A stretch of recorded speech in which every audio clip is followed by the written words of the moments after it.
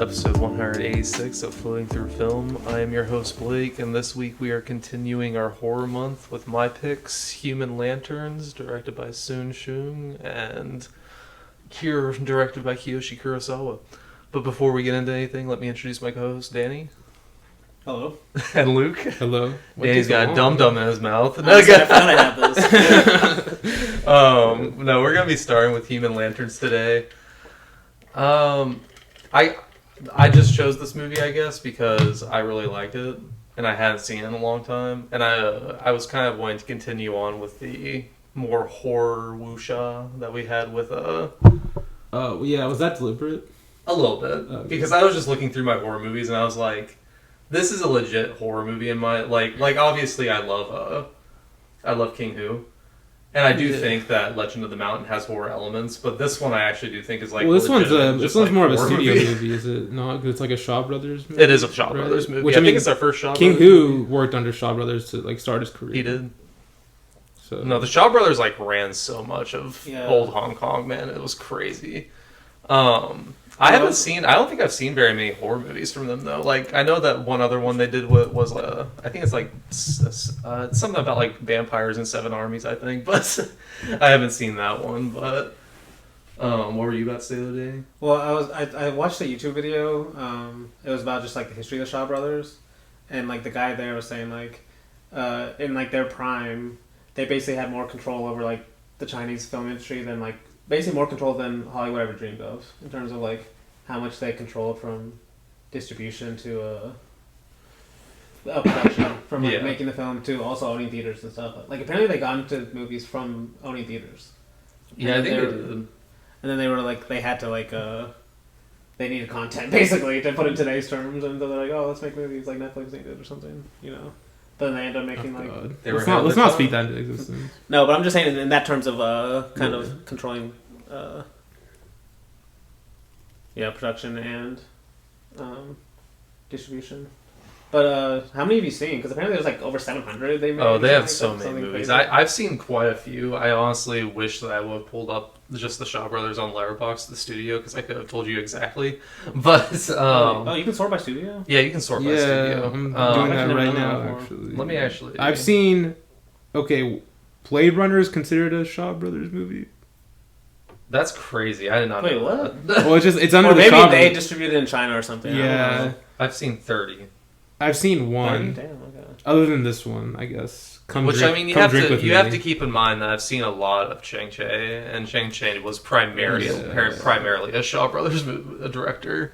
I mean, but like Lockhart Long worked under the Shaw Brothers. John Woo worked under the Shaw Brothers for a little bit. Like most of the major directors in the Hong Kong New Wave worked under the Shaw Brothers at some point in some form. Like I think even Johnny To did. Really? Like I think he did in like early in his career, like just like on the set, but kind of makes sense. Like no, it kind of makes sense just because they had that kind of like craftsman mentality, you know, for for people early. No, they do. But then also this is something that's kind of interesting that I learned was also like Bruce, like when they started falling, it was because like they basically couldn't keep up the times. Yeah. Like because they lost people like John Woo, people like Bruce Lee, to like I think it was called Golden Harvest was the other studio. Golden Harvest is huge, yeah. And they like it was the guy that started that branched off. He used to work for Shaw Brothers, and he branched off, made his own studio, and then like it was by like taking these shots on more risky productions that Shaw Brothers now they were like established didn't want to do. Golden Harvest, I know that they did like a lot of Choi Hark's movies like early on too, because like a lot of the new wave is just like they're just trying a lot of shit, you know. Yes. Like they're just doing things completely differently from how they used to be done in the 70s. So, but that is like something that she said. Like Shaw Brothers I know they were around whenever forgetting his name for some reason. Shaolin Soccer. What's his name? The guy that directed it? No, yeah, I can't remember his name right now. He's so famous that I'm gonna feel so stupid whenever, because I've seen a lot of his movies too, but I just can't think of him. Stephen Chow. Yeah, Stephen Chow. Jesus Christ, because like I know that I'm pretty sure he was like he worked with the Shaw Brothers a lot too, but But that was like so basically they have their hands in everything, especially in Hong Kong cinema. Well, definitely in the 70s, especially in the 80s. I guess the movie technically came out in the 80s, but like I said, I haven't seen a lot of just like straight horror movies from them, which is probably one reason why I like this movie a lot, because it is like really dark. It gets really dark. Like it takes their classic. There are like, 66 horror films for the studio. That's actually not that many. According to Letterboxd, at least. Considering how many they made. Yeah, that's actually not that many considering how many they made. But, well, it's just kind of like, it's interesting watching them do horror movies and like, because it's obviously still a martial arts wuxia movie, but it just has more of a horror flair, and it's even using like all of their classic, like, I put this in air quotes because I think a lot of the costume design in Shaw Brothers movies is actually still pretty good. But it's those like bad costumes, like the things that you can tell is just so fake. But especially like we were talking about compared to King Hu, where he's like looking for authenticity. Yes. Like, they're not necessarily. They're almost just going for the colors. Yes. Like, definitely. The kind of surface level visuals of more of like a studio. But also, it's a very beautiful movie though. It is, and especially the colors. The colors work, man. I love the colors in this movie. Yeah. And I don't know, like. Just like, I know they're not going for this look making the movies back then, but just like watching movies now, it's just nice to see like real sets and like real people being filmed, real, just like everything, like even if it's fake, even if it looks fake. Yeah. Like it's something real being filmed versus like, oh, it looks real, but it's all just green computer screen. generated. Yeah, green screen, I did the math. 66 horror films? This is according to Letterboxd statistics. 66 horror films and 838 total films. So 7.87% of their films were horror. But is that including like the Blade Runner ones that were like not like obviously they didn't really produce? Well, obviously there's some. So, Blade Runner is kind of the one. There's some error yet to account because for like there. that's Approximately that's 7. like the only American movie I see on here. Yeah, that's really it's kind of crazy. Like we gotta find the pastry behind that one. That one's kind of weird then. Like, we just believe in this one 80s sci-fi movie. Hey, I mean, hey. Shaw Brothers was a co-producer on it. Oh, interesting. Damn. Interesting. Ridley Scott taking it wherever you can get it, I guess. Yeah, that is cool, though. But what did you guys think of it, I guess? Because this is honestly the only movie I've seen from Soon Shung, although I do have, I think, like 5 of his movies downloaded. I just have never watched them, but... So I'm not very familiar with the director himself, but... Outside of this one. But what did you guys think of it? Yeah, I liked it. Like, it definitely... The wuxia elements are cool, and it's... the way it kind of... It definitely goes back and forth between the wuxia and the horror. Which can be a bit jarring for some people, but I definitely liked it. Like, obviously Danny said it like looked amazing, and I agree. The whole like rivalry thing throughout the movie was really cool. The use of lanterns, obviously. Oh, dude, yeah. I mean, the movie is called Human Lanterns. Human Lanterns, it's like, yeah. It lives up to the title. That's all I'll say. No, yeah, it was just wild, to be honest. Maybe not completely up my alley, like in terms of like what I like usually, but I still liked it. Yeah. Okay. I'm just glad you didn't hate it. So. No, I didn't hate it. No. I mean, okay, the wuxia elements alone make me like I can't hate wuxia. I don't know if there's. True. I haven't seen a wuxia movie that's made me hate it yet, but obviously there's probably something. Well, that means you need to watch more of them. Yeah, there's probably something out there, maybe, but it's hard. It would be hard. But I think what you're saying, like just like that kind of movement and style is fun to watch, even if you don't even like the story or whatever. Yeah. Which is because you can tell there's like real, obviously thought going behind all the movements that people are doing in these movies. So yes. And I do think the camera also plays a part in this movie, at least because the camera movement itself is kind of interesting and the cutting is kind of interesting, especially at the beginning. But no, I agree. I have some parts of my notes that I really liked, but no, I also enjoyed the movie. Like, I didn't love it or anything, I'll be honest, but this is like more of a fun horror month movie. Like, This is definitely an October movie you watch, and like you don't have to think too hard about it. But you don't have to overanalyze. It's a fun movie. It also has some really twisted, dark stuff too. Definitely. I like how it's basically just a parable, kind of, about how to live. Okay, explain. Well, because it's like everyone in this movie is a bad guy. Yes, like, that's actually something I like. Cause like it's like a weird wuxia movie, but there's no really heroes. Yeah, the heroes are also like really not good yes. at all. Yeah. It's like they're making the heroes unlikable at the beginning. Most definitely. No, but yeah, go ahead. Why is this a parable of life? Well, because like it's just showing you what greed can basically do, or what this like pride can do to you, and how like there's no winners if you follow this road essentially. So like you only lose everything, you could say. I can see that. But it's like a simple parable, is what I mean. Yeah, like it that, is. so. It is. It's more like this main villain is just so simple. Like he I'm is surprised simple. there's like no bigger twist or something. Like he's not being controlled by someone, or He just hates it's just like it's almost so easy. It's like they introduce like the guy at the very beginning as like the guy under the mask. Basically, we know who it is. Yeah. And there's no honestly, it's kind of similar to Cure that way. Where like we know the villain, but like, but this one tries to play it like it's still dramatic and everything. It does. It definitely does. Yeah. But Cure is like obviously way different about that. No, but overall, and especially the colors too. I love like his like layer, like the kind of haziness, this like orangish pink.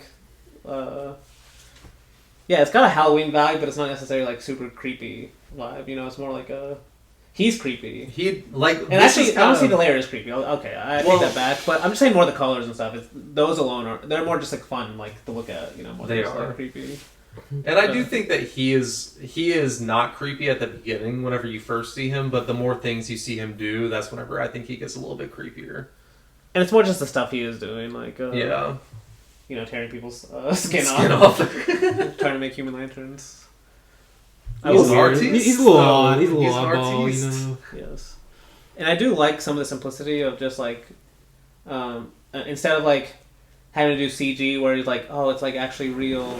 And we're going to show you all these different angles of like a fake computer-generated thing. It's just like, no, this is like it's still fake, but this is like a real thing we're filming. Yeah. Like a real practical effect. And just a couple of shots. Like, one medium shot. Like when he's like pulling the skin off and then like it cuts to that wide shot from a distance and you like see him pull the whole thing off. It's like, that's all you need, you know? Yeah. Like you probably don't even need that much. Like if you showed it in close-up, it would probably look bad, you know?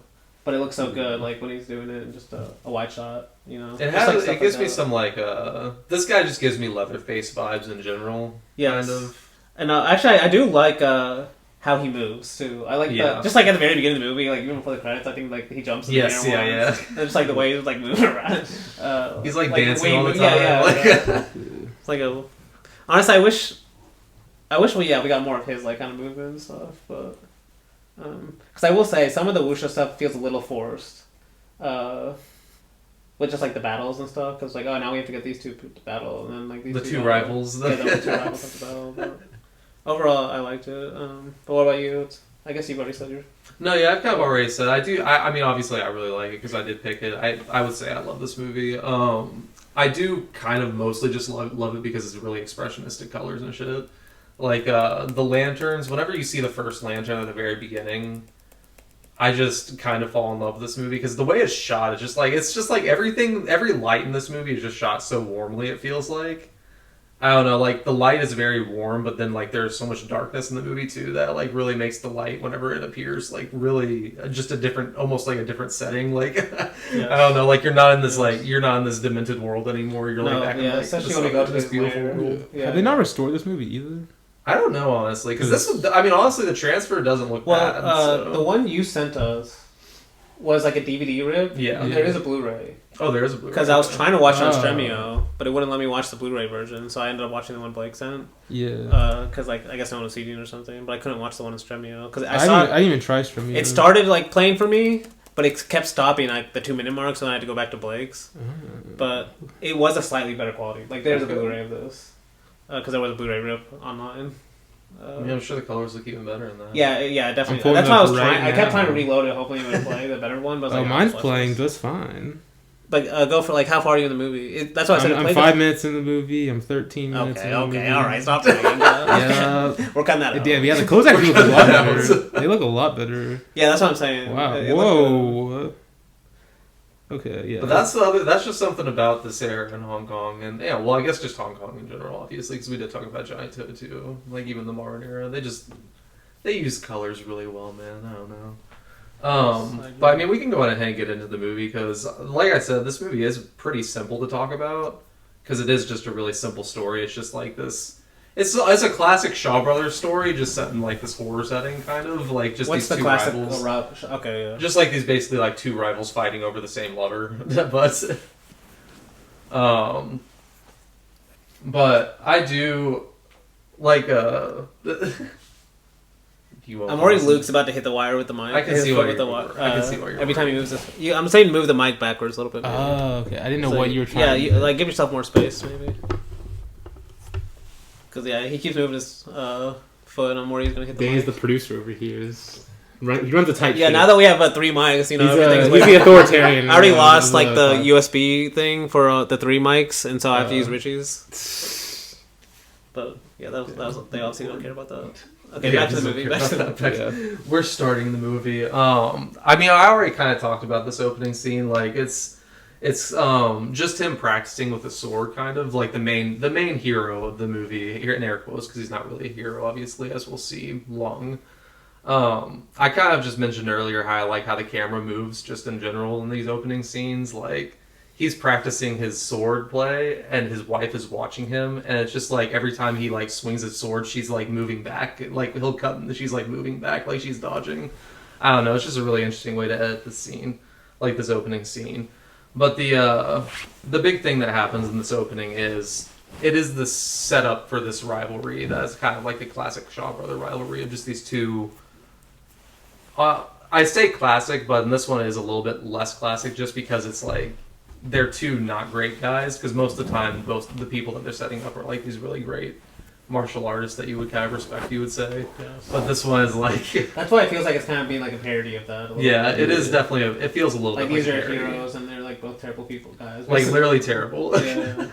But they're both like just these super rich guys. Yeah, like, it's kind of weird they're both just standing up there talking together at the same time, because they obviously don't like each other, but... Yeah. But the big thing is, like, there's this, like, lantern festival going on, so Ton, the other guy, the other hero of this movie, has ordered this, like, really nice lantern to be brought to his mansion, kind of just to, like, one-up, or just show off his wealth, you would say. And this lantern that he brings in is so fucking cool, man. Like, this is where I said already, I kind of, like, fall in love with this movie, because just, like, the lantern's glow is just so warm. It's so insane. Yeah. Honestly, I wish there was even more lanterns. There are a lot, but I wish there was even more, like, just close-ups on the lanterns. I would love it. Because, like, I love the shots at the end. Dane wants Mind of Clay, lanterns. but with lanterns. Who doesn't, though? I mean, who doesn't? Like, you know a movie that has a great movie? You know a great movie with lanterns in it? As a serious plot. It's a Malik movie, or no, other way. Kung Fu Panda. Other way. Yeah. The second one with the master. First one also has some good lanterns. No, but the second one's the key part where he's fighting and he's like throwing the fireball shit. Yeah, the fireball lantern yeah, shit, or whatever. But no, I'm saying you want great cinema? you want him to go inside of the lantern. You want the lantern's point of view. Oh, okay. I wouldn't mind the lantern's point of view. You want That'd the be documentary kinda cool. about lanterns. Like the making of lanterns, kind Yeah. of. All right. I mean, they do glow. They have a great glow for cinema. They have a great glow for cinema. I'll say that. All Do you think that this lantern at the beginning is a human lantern, though? Because we did see in the opening credits. We did see in the opening credits, kind of just like this guy. Like, we saw the villain, obviously, of the story. Has there already been a killing? In the opening credits, there were. There That's were. what I Oh, was yes. saying. Okay, it could be. It's possible. Like, that's what I was like, because Ton kind of says in this, like, he ordered it from a local lantern maker who is this old Choi guy that we're going to be going to after this. And then old Choi tells Lung that the lantern maker is actually this other guy in the forest, basically. So that you could easily say that this lantern, this beautiful lantern that we see at the BA, is also a human lantern, because it's the same guy. It's the same, I think his name's Fong, is the villain of the movie, but like he's the one that made this lantern too, so... Yeah, Fong. But I guess the big thing that happens in this, as I've already said, is just the lantern, but also just the setting up of like this love rivalry, because he kind of like one-ups him with this lantern, and then he also says, the second thing I have is this beautiful concubine or whatever, and then like this concubine walks in. This is like, the women in this movie are really where the colors are for, kind of, you would say, because like they're always the one there, just like, yeah, and it's like pink glow. Obviously, like it's like Mishima-esque. Honestly, like that one Mishima one in like the brothel. Kayoka's house or whatever it's called. I kind of know you're talking about, that kind of glow. Yeah, like pink glow. Yeah. I love this pink glow though. But yeah, it's just like, apparently this is the concubine that Long's been spending all of his time with and all of his money on, so he thinks that she belongs to him. So it's he's like a trick basically. I mean, basically. Yeah. But it's like a slap in the face to him. We do get like the first like little bit of wuxia in this movie though too, with the fans. I love the fans. Like whenever that guy's all of his men put the fans out and he just like hops across them, like it's so cool. But I did kind of already say like after Lung leaves, he goes to the Lantern District to talk to this old Choi guy who made the lantern for Ton. Because he wants to one-up Ton now by making even better lanterns for this upcoming Lantern Festival. So he goes and asks him, like, oh, are you the one that made them? And he said, no, I didn't make them. And he's like, okay, well, you tell me who made them. He's like, no, I won't tell you. And he just keeps on pulling out these silver pieces until he finally, like, tells him that it's just this old guy, or just this random guy in the woods, and he tells him where he can find him. And so then we get the meeting of Lung and the Lantern Maker, and he realizes in this scene that's someone that he knows from his past. And we get this flashback kind of to their incidents from, I think it was 7 years ago or whatever in the story's timeline. But it's just this flashback of Lung beating him, winning the hand of his wife in the process, and showing that he's a better swordsman than this guy. Basically embarrassing this guy. Like, embarrassing him completely. Like, this is where I'm like, this guy should have thought of him immediately. For his like, who's killing these people? Except for, I guess, it's not really hurting the main guy at all. Like these not deaths, yet. so not until the last it's actually one. helping him because he's getting lanterns out of it. But... and it's making his rival all mad. Yeah. All the bad things are happening to his rival, so he doesn't care that much. No, that is true. But we do have this voiceover after we see him like leave a scar in Fong's head in the flashback. We get this voiceover of Fong saying like basically like everything, like, oh, my entire life now is devoted to vengeance on you because I hate you or something for doing this to me. So that's why I was also saying it's like a very simple parable, because like he made a fool of this man and that's the reason why this is happening. But he does obviously agree to make the lanterns for Lung, though, on the condition that he never comes to his house while he's making them. Another very suspicious thing. Very suspicious. Like, his ears should be pricked up. Especially when, like, later, like, the guy freaks out when he comes again. I mean, no one accuses Lung of being smart. Or any Shaw Brothers heroes of being smart, honestly. That is one of my major complaints about just all of their main characters, so. Or most of them. Is they're just idiots. Lovable idiots. Aren't we all idiots? We are. I feel like you wouldn't be this bad, though. Thank you. Yeah. You wouldn't be that much of an idiot either. Thanks, man. Thanks. I do like Danny, this, maybe. We'll see. No, I can see Danny. That'd be great at Wuxia. Jumping up, I will like. Yeah, you skipped over that, but that is a great shot of the guy jumping on that fan. Like, yes, like, it's amazing. Like, there's just like some that's why some of these movies can be fun to watch, even like if you don't like the story at all, because they'll just do fun stuff like that. Like you never know, like some. And it's kind of like a joke too, because we get the cool scene, and then we get Lung following after him. They like just pull it out from under him, and he just falls. But I was like, yeah, that's really creative. Just like little shots like that. No, but this reminds me, because I think we're basically here of like when I think he goes to talk to like the woman. Yeah, that's next. Or like I think one of the women gets. Well, he gets scared. He scares her first or something in the forest. Yeah, that's coming up. Yeah. And then like he goes and talks to one of the women he trusts, who's like wearing pink. I forgot. That's why some of the women confuse me, like their relationship. Well, are they all concubines maybe, or? Well, one of them's his wife. One of them's the prostitute. The other one is the sister of Ton. Okay, so this is his wife he's going to talk to, where she's like wearing pink, and there's like the shot of a close-up on flowers that are pink. Yes, that's definitely the camera his like wife. moves. Yes, right up. It's an amazing shot. Well, then it moves to a reflection of her in the water that's pink, and then it moves all the way up to like show her like walking in. It's amazing. And then the background's also pink in the room she's in, so it's like basically the whole shot is fucking pink. It's kind of crazy. It's amazing. Well, yeah. There's like there's a lot of great camera movements in this, honestly. I know you mentioned that earlier. Yeah. But then it also has one of the funniest parts of the movie too, for me. Where they're talking and he's like, she's like, what if you were the one that lost? Oh, yes. I think they're talking about what their duel or something. No, he's talking about like he's basically not going to stop. He's not going to stop challenging this guy until like he admits that he's better than him, basically. Yes. And then he's like, well, she's like, what if you're the one that lost? And he's like, it's very simple. If that happens, I will kill myself. Yes. It's so funny. It's so funny. And he just says it nonchalantly too, like right in front of his wife. And he like smiles about it. He's so content. That's me after like any like mild inconvenience. Yes, yeah. No, that's definitely a great meme. Like, it works for anything. He's like, if that happens, I'll kill myself. Clip it though. Honestly, put on Twitter. I screenshotted it. No, I mean that scene's amazing. Like you said, the pinks are popping in that scene, and the pinks are also popping in the next scene immediately because we did kind of skip over. He did take Fong to like the villain to the brothel in celebration. That's where he sees his interaction with the prostitute. Because after we get all this stuff with his wife, we get the prostitute getting captured out of her room. And these colors, and whenever she gets captured, are also insane. Because she's just taking a bath at the time, and it's just all pink. Like, everything is just pink and purple. It's so good. Yes. It's almost like there's probably a filter over the lens or something like that. They have to. Either that or, like, what was it? I think it's...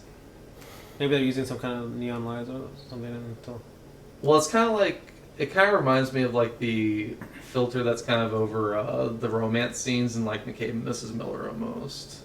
Yeah, like just that warm. No, I used to know like what he did for that shit, but I can't remember now. It was a stalking over the camera or something. Like yeah, that. It was some shit like it was some like crazy shit he did to like do that. But I could like that. It kind of gives me the same feel as the camera. No, yeah, actually, that's a good. And I know you pointed this out because that scene feels so hazy. You know, everything's like just hazy, and then we go to the lair, and everything's almost like really clear. It's like dark, but like the colors are very clear. You know, it's like almost like a totally different world than like. You're in hell now, bitch. Yeah, it's like you're in hell, but it's almost like more comforting in a way, because like all these people up top are like evil in a way. Like, they definitely are. They definitely are. But I'm not saying this guy's not evil, but it's just like a different kind of. I don't know. It's like a. I guess that's more the look I'm talking about. It's like a more deep black. There's like more blacks and stuff. And more black and red. Yeah. Instead of like pink and purple. Yeah, and then like everything's bright and stuff. But yeah, this like. I will say, one of my least favorite things in horror movies is when, like, women just get tortured, because it's like... I mean, yeah. Obviously, there's a huge section of guys that just apparently like that. Like, it's just the film history. It is weird, honestly. Really? I mean, think about so many horror movies, and... They get, like, tortured? Yes, this is like a fucking whole genre of movie. And then the woman has to get revenge or something, you know? I don't like women getting tortured, guys. I mean, honestly, I'm anti-torturing women. I just want to like, we all like Texas. But this is like one of the most classic film stories of like, especially in like more darker movies where like the woman gets tortured and then she has to get revenge. Yeah. Or the guy gets revenge for her because she dies. Yeah. But then it's like, yeah, like it's an excuse just to show. I don't know, like. People just like that though. Like people just like love. Watching it. What's that? There's a no name for this, like that type of horror movie. But I don't know. I feel like you're thinking of Pinku, but it's not. I don't. Okay, should I look up woman torture horror movie genre on Google? Because I don't know if that'll put me on like a list or something. Put me on a list. No, but that's definitely a huge. I mean, yeah. A lot of horror movies. I mean, this is the stuff that I knew that you guys probably wouldn't like that much. Yeah, well, I just don't like watching people get tortured in general. Yes, in general. It's not really. If it's a woman or a man. It doesn't matter, but I'm just saying in film history, it happens women way more, and I'm saying it's because of, just like weird like. Power moves, basically. Power and just like guys like watching that for some reason, you know. Not us though. Not us. And movies can happen and still be good, but like I don't know, like, yeah, this movie's not like that. It doesn't sensationalize it that much of like maybe a lot of maybe other movies I'm thinking. Is there like a popular one you're thinking of? The Gaspar Noé movie. Enter the Void. No, it's one I haven't seen. Oh, Irreversible. Yes, movies like that. I know that's a classic one, but yeah. I mean I don't like Gaspar Noé sucks. So yeah, obviously we will not be doing them probably on the podcast anytime soon. No, never say never. What if we get him the random movie? Like a fucking that'd be crazy. punishment movie. Yeah, or like if we get him the random movie this week. No, we're not gonna get him. He's on that list. I'm pretty. He's not schlocky horror. No. He's high arts, or the high arts horror. I will say, like, even though I just said I don't like watching women get tortured, I don't know, like, as I've gotten older, I like the practical effects, just watching practical effects. Okay. I didn't know where you're about to go with that. But this exception, I love that. I was like, but just, like, watching the skin. Yes, the skin part's like, when awesome. she's putting the skin after she's dead, I mean, you already mentioned kind of just this guy's movements in general, because in this opening torture scene is whenever he's moving around a lot. Like, he's jumping on all the furniture, he's, like, jumping on that wheel or whatever, and just, like, dancing on it, basically. It's kind of crazy. It's funny because he's, like, he's got, like, a goofiness to him, too. He definitely does. Like, for how sadistic he is and stuff, he's kind of goofy when he's moving, and, like, his mask is not... It's what makes him scary. That's why I like comparing him to like Leatherface a little bit. Like he just got like, which Leatherface isn't like goofy in the first Texas Chainsaw. But it's like once you get to even at the end of the first movie, like you see he's not as scared. He's the like, child of the family, basically. Yeah, exactly. But yeah, after we like witness this torture scene, like of how he makes human lanterns, essentially, we see this process. It cuts to the cops at the brothel getting. Basically, the story of Lung telling the prostitute that got captured that he would kill her if he keeps on seeing Tan, or if she keeps on seeing Tan. So, whenever the cops hear that, they go and talk to Tan. Tan says, "Oh yeah, it was definitely Lung that did this. You need to go like arrest him, but be careful. He's like this big martial artist or whatever." And so they're like, "Okay." And so then they go talk to Lung, and Lung, whenever he like just talks to the cops, is really funny because he like walks out and he just says. Oh, if all you are after me, I must be the one that did this, so you can't arrest me, but on the one condition that you arrest Tan, too, because he was the mastermind behind all this. It's just like this big stupid thing of him just trying to, like, outsmart the cops and, like, knowing that they don't really have anything on him, so... Because he, like, walks away after talking to them, just, like, laughing, just like, ah, and just walks back home. But this is kind of, I think, also what you were saying. We might have skipped over the sister meeting Fong in the forest for the first time. But this next time that she is in the forest, we do see her get captured. Mm-hmm. Which this kidnapping scene is really fucking good. Like, this is probably on a set too, maybe. But like, just all these like. I mean, there's some shots where like it's like if this is a set, it's kind of impressive. It would be an impressive set. How natural it looks. I like when the camera's pointed up with him in the trees. Oh, that's just it's awesome. Like, damn, this is a set that's crazy. I mean, I like the rocks. I like the rock beach also. Like whenever he actually like is following her also. Yeah. But yeah, he just kind of like terrorizes her for a little bit. But after we see him capture the sister. It cuts to Lung looking for Fong at his house because it's just like this immediate cut to the sister being at the house in the basement, and then them hearing Lung just yelling for Fong, like, "Oh, are you here?" or whatever. This is the like one time that he comes back and Fong gets really angry at him, and he obviously doesn't respond, so Lung ends up leaving, and then he like lets his hand go from the sister, and she just like starts yelling for help, and it's like really sad, but because he kind of just terrorizes her for a little bit. Yeah. After that, we just get this like quick cut to the soldiers like looking for the sister, and they can't find her, and so they go back and report to Tan saying there's no sign of her anywhere. And so Tan goes to like this market to confront Lung and to confront the cops and get them basically to arrest him because he's very convinced that Lung is the one that's been doing this to him.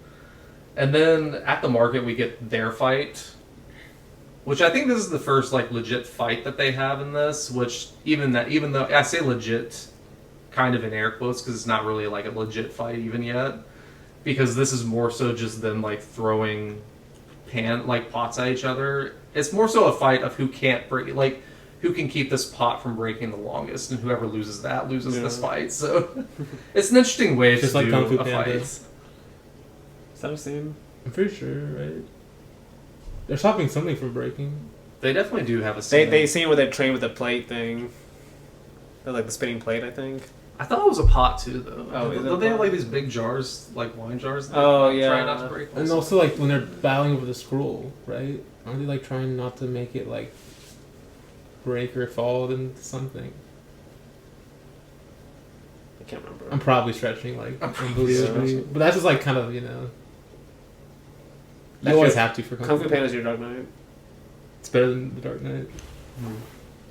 Crazy. Kung Fu Panda Dark Knight episode when? Honestly, that could slap. So it's a banger episode. Maybe Kung Fu Panda 2 because they're both like sequels. Sequel No, masterpieces. Kung Fu Panda. Sequel No, masterpieces. Kung Fu Panda. Kung Fu Panda. Okay, we'll talk about it later. Okay. Okay, we're back. Yeah. Back to the movie. I mean, it's just a unique way of showing a fight scene. Honestly, Yeah. I like it. A lot of good wire work in this scene too. After the fight, though, we see that Fong was just watching the whole thing, kind of, because it's just like this great shot of Lung walking away, and then like I think it's just like a zoom out, and you just see Fong like up in the corner, like watching everything. But after this, it cuts to him also just back at his lair with the human skin again, which is just like, this is just more like just creepy shit. But the next big thing that happens though is Fong comes and tries to capture Lung's wife, which he gets stopped obviously because Lung is there, but you could also like maybe say like this is like he's obviously not trying to capture her to create the human lantern neck like this next time because he doesn't have his mask on. I feel like every time he's doing that he has his mask on, but this one he doesn't, so I don't know. Lung stops him and basically just asks the progress on the lanterns. Like he doesn't even really care about his wife that much. He just like he's so worried about like how the lanterns progress. But the cops also try to arrest Fong in this scene, which is really funny because Lung reprimands the cops for arresting him and go like, no, I need him. Like he's doing something very important for me. His stupidity is the entire reason this movie continues to happen. But after this, we get a lot of we get like a lot of great shots of Lung and his mistress being freaked out at his house because we had like this scene of what we'll figure out as this assassin meeting Fong in the marketplace, and then it just cuts to Lung at his house with his wife, and they're kind of getting freaked out because they hear noises. And he turns out the lights and then just goes outside, and then we just see this assassin fly in from absolutely nowhere and try to kill him. Kind of really funny. This is the stuff in wuxia that I love because this is just like superhero shit. But it's like is this scene where it's like really blue? Practical. Is it blue? I thought it was dark in this scene, but I might be wrong. Where he's in the white, right? And then yeah, it is blue. Because I remember because it's like so memorable, like how blue it is. And then like there's like the shot of like his wife or whatever like going through the doorway, and it's like the doorway is like through the doorway. Like it's like really like warm colors, like pink. Oh, red. definitely. No, the doorway and like contrast like really well with like the outside that's like really really blue. I like that. But it is like a moonlight blue, I guess, kind of. So. Yeah, that shot right there that Danny just showed was definitely really blue. Mm-hmm.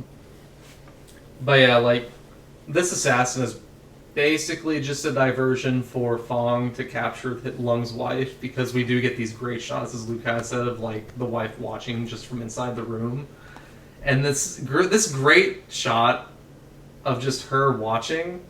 And then we see like the camera just keeps on like I think it's just like a dolly camera shot. POV thing. Yeah, like the camera POV because it's just like a dolly shot as we just see like the wife watching, and then like we just see the head kind of just like poke out from behind her head, and then she sees it out the corner of her eye and she just screams and she gets captured obviously. But after this, Lung kind of goes and reprimands the police because he was just like. He's like, you guys are literally sitting here right across from my house, and there was an assassin that attacked me, and my wife got captured. What are you guys doing? Like, because that's kind of the big thing also with both these guys. It's like they're both really rich.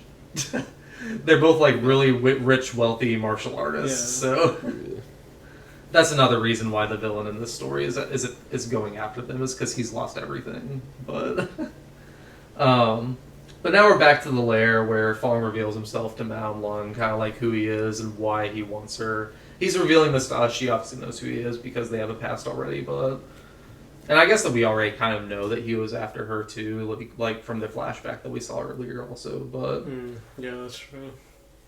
But we don't stay here too long because we go after this to the assassin reporting to Ton. So we do know who he's working for now. And Ton double crosses him because he didn't succeed in killing Long. And then now he also is scarred, so the police know what to look for. So he's like, I can't have this coming back to me. So he kills him. Which it's kind of I love the like fan shit that he has, because the fan itself, like he's like every fan is around him because he's like, I could take you in 3 rounds, I think. And then the other guy says, I think not. And then obviously he loses in 3 rounds. But after the assassin gets killed by Ton, it cuts to his men taking him to go bury him outside the city, like away so that no one can find him. And this is where we see Fong kill just everyone there and cut off all their heads. And I say that because we cut to the next morning, just like these random villagers after just this scene of violence are just looking up and see I think it's like 5 or 6 heads just hanging above his house. Yeah. And he just freaks out and falls into the river. It's a very creepy shot. Yeah, they're like all bloody and stuff. I mean, you can tell it's kind of like fake paint. Oh, too, obviously. I mean, even the heads look fake, but it's just like it's still just a creepy environment. So, but after this, it's kind of just like everyone, the cops, Fong and the cops. Yeah, no, Fong is there too. Ton and Long are all here at this little marketplace now, just like with like looking at the heads, kind of, because I think like Ton and Long are just like having this little like dick measuring contest basically with the cop in between them on like because like I think Long says that he recognizes one of the heads as like the assassin that tried to kill him, and so that notifies the cops that okay, well, this is obviously something, and the rest of the people obviously work for Ton, so like they're just having like this little dick measuring contest before Ton and I think the cop walk away or whatever, and Lung sees Fong in the crowd. And whenever he sees Fong kind of just runs away and runs back to his house, and Lung follows him. And whenever he's alone, Fong tells him that the assassin was hired by Ton. Yeah. And I think that's all he says. I don't know if he gives him an update on the lanterns or if he asks for one. He probably does, honestly, but I just didn't write it down. But after this, Lung just goes and confronts Ton. That's at least what we assume he's going to do. Because we don't follow Lung at this moment, we stay with Fong, and we are in his lair now making like some lanterns. Because whenever he's making these lanterns, we just see Old Choi, this old guy from the beginning that we had, come in and ask if he wants to drink, and then he just sees kind of just the carnage that's down here. Yes, it's insane shit. Like, no, I like how like casual Fong is basically. Oh, most definitely. Honestly, it kind of reminds me of Kier a little bit, just like the casualness of when he's just like messing with the skin. You know, it's like really creepy, but the movie's kind of showing it just like normally. You know. Yes. Without any dramatics, like the way it's showing it. And then like when the other guy comes, like he's the one that's adding the drama. You know, not. Yeah, like to Fong, this is completely natural. Yeah, it's like normal. Because like when the guy asked him, I was like, "What material is this?" Like, and then he's like, "Doesn't look human," or he says something about humans. And he's like, "You're the one who told me about the legend of the lanterns." And he's like, "But that was just a legend." Yeah. Obviously, this old guy dies, but that's like we don't see it. But he gets killed in this moment. Actually, we do. He gets like dumped in the little we do in the little water or whatever, or blood. I don't know what that is. Something boiling in. After that, cuts to Lung confronting Ton, actually, and now we get like probably their legit fight. You would say it's just very well choreographed between the two of them. They're pretty evenly matched, but Ton does think that he has the upper hand because Lung kind of throws his sword at him and misses, and so he doesn't have his sword anymore, and so like. Ton's up there grabbing the sword. He's about like to come down, like basically kill him. He's gloating at the moment, and it's just this like really interesting shit of the villain just coming out, like Fong just coming out and just stabbing Ton like in the stomach. It's kind of crazy. Like like it comes from like nowhere. Like it's pretty funny and pretty awesome, honestly. But after that, Fong tries to attack Lung as well. Doesn't succeed and just kind of just runs off and and retreats. And then we probably get one of the more brutal scenes in the movie in terms of just like the torture shit, because it's now Fong torturing and then raping the wife of Lung, or Lung's wife, because obviously we had all the backstory between them before, so he's like this is just really sadistic shit. So. Yeah, because he's basically jealous. So. Yes, because he's like saying like I was surprised by how fast you married. Yeah, and stuff like that. You know, it's like it's just like dark shit. It is. And I think that we also... This is where we see honestly my favorite shots of the lanterns, though. It's amazing. These lantern shots are so good, man. Because like I think he's like already peeling her skin. Like he peeled her skin off in the scene too. He like, does. It's like kind of crazy. Yeah, the contrast of like how like sadistic. The stuff we just watched, and it cuts this like beautiful shot of the lanterns. You know, the finished products. The finished products, and they literally look like you have them pulled up right now. They look like icons, like religious icons, man. Well, yeah, he's using I think he's. Oh no, maybe. I don't know what these women are based on, but I don't know either. I think that they're honestly just fashioned after the women they killed. Uh-huh. Like he's making it pretty obvious or something. It's it's crazy though. I like. Yeah, that probably makes sense. But that shot's awesome too. The one that you had up with the lanterns overimposed on his face. No, but this is where I think Lung walks. Well, so we do have like this old man. After we see this lantern stuff, we have this old man back at the village. It's the old man, and then I think it's like a son or a nephew of old Choi. Yeah. Basically talking, because the son or nephew is saying like, oh, he hasn't come back in like a week. Like he's gone sometimes, but never for this long, and he always comes back. And the old guy's like, oh, don't worry about it. Like it's whatever. And this old guy eventually mentions something about like this old legend of people using human skin to fashion lanterns. And they're like they say that people are worried. People are worried because a lot of women have disappeared, and that's something that always happens. It's like a rumor that's going around. Yeah, it's a rumor that this happened. And that's what scares Lung, because he's like, he finally puts it all together. Finally, after this entire movie, he's like, oh my god, maybe this guy is the one maybe doing it's this layer that this guy won't let me see. It's crazy. Because he's even talking to the cop, and he's like, do you think it could be Fong? And the cop's like, oh, maybe you should check it out. First of all, the cop telling someone else to go check it out. That's your fucking job. So yeah, go check it out. They're clearly no match. He's a murderer. The cops are clearly no match. That's a citizen kind of thing, I think. Citizen's arrest. Even though he is like a kung fu master, I guess. Yeah, he is. He's a martial arts master. But like if you were with like if you were a cop, and if I was a cop, you had Po from Kung Fu Panda, the Dragon Warrior, and there was a criminal's house. He's a murderer. And would you send him, or would you go in there? That's not a good analogy. I would send in the law. That's what our job is. No, I'm kidding. Isn't the Dragon Warrior we should probably backtrack before. Yeah, actually, the Dragon Warrior, they're technically are the law in the movie. Like they're basically the police. Well, I was thinking more just like in our society. We would never allow it. Guys, we're not bootlickers. We should probably clarify that. But no, now Lung is at Fong's house. He's about to confront him. I love whenever he first walks in, though, because he sees the lanterns, obviously, and he's looking at them, doesn't realize what they're made of, because he's looking at them going like, oh, they're marvelous. Like, he's very happy of them. He's very happy with them. I mean, they're amazing. They are marvelous. Like, I think it's and then it cuts the close-up of, I think, made probably his wife's face. Probably, with like just the skin over it, basically. Yeah, and then it cuts, and then he has like the realization, like, wait, that's humans. Yeah. And then obviously Fong, after he sees that shot of the wife, he kind of like gets suspicious and kind of searches more and calls out for Fong more, and he finds his dead wife. Yeah. Just like sitting or just like hanging there. And whenever he finds her, obviously he gets ambushed by Fong, and then we get their fight scene. This fight scene is like really cool also, because it goes a lot of places. Like it starts like outside before it eventually ends up with them just both trapped in like this underground place and set on fire. But I do kind of love it because Fong is just saying shit like he's just saying shit like, I've been dead for 7 years. The face you see before you is a man without a soul.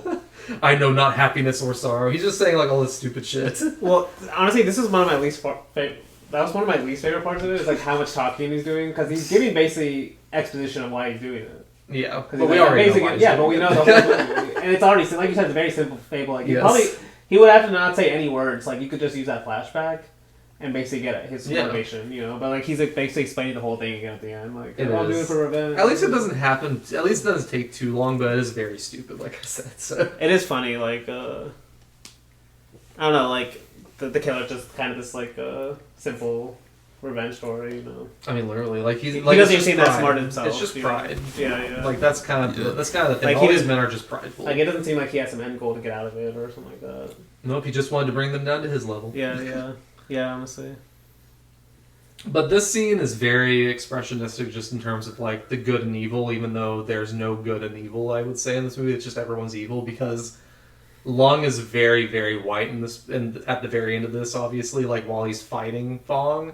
And then we also get Ton come in, like, basically save Lung from death at some point. And he's also just, like, in this white garb and very, like, they're both very bright and shining armor. Like it's like knights in shining armor, kind of, almost. But I do kind of love it because they definitely lose to Fong. Like, both of them, even fighting together, they definitely lose to him. And they only win because they end up getting trapped.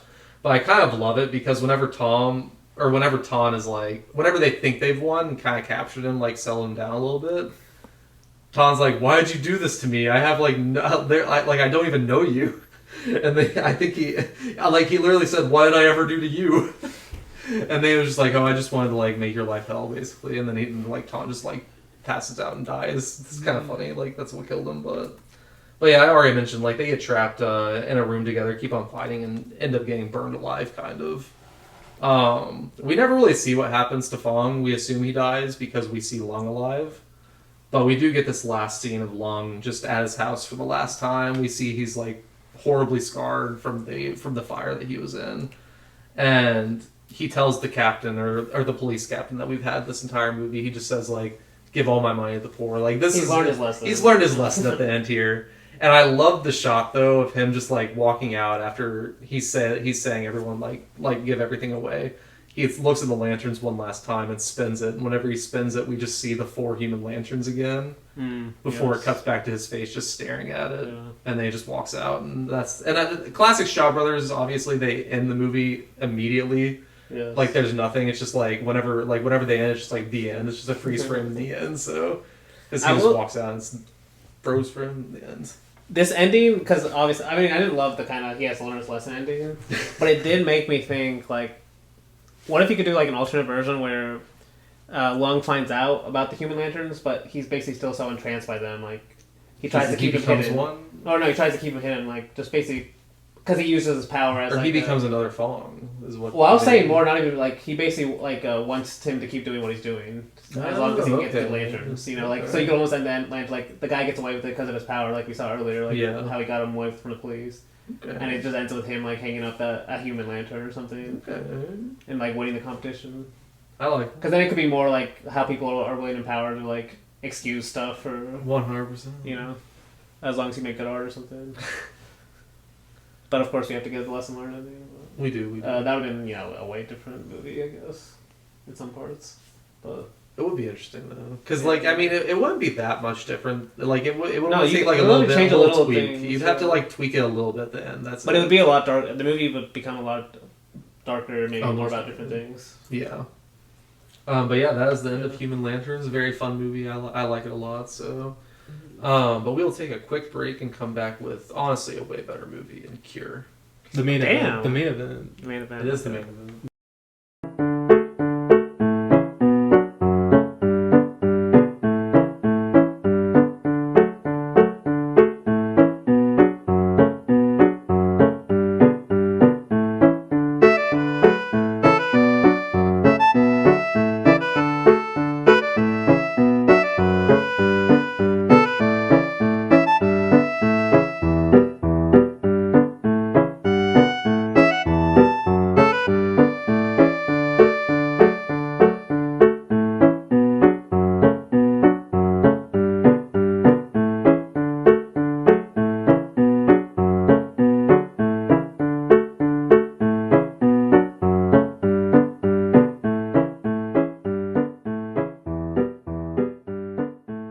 And we are back from the break to talk about Kiyoshi Kurosawa's Cure 1997, I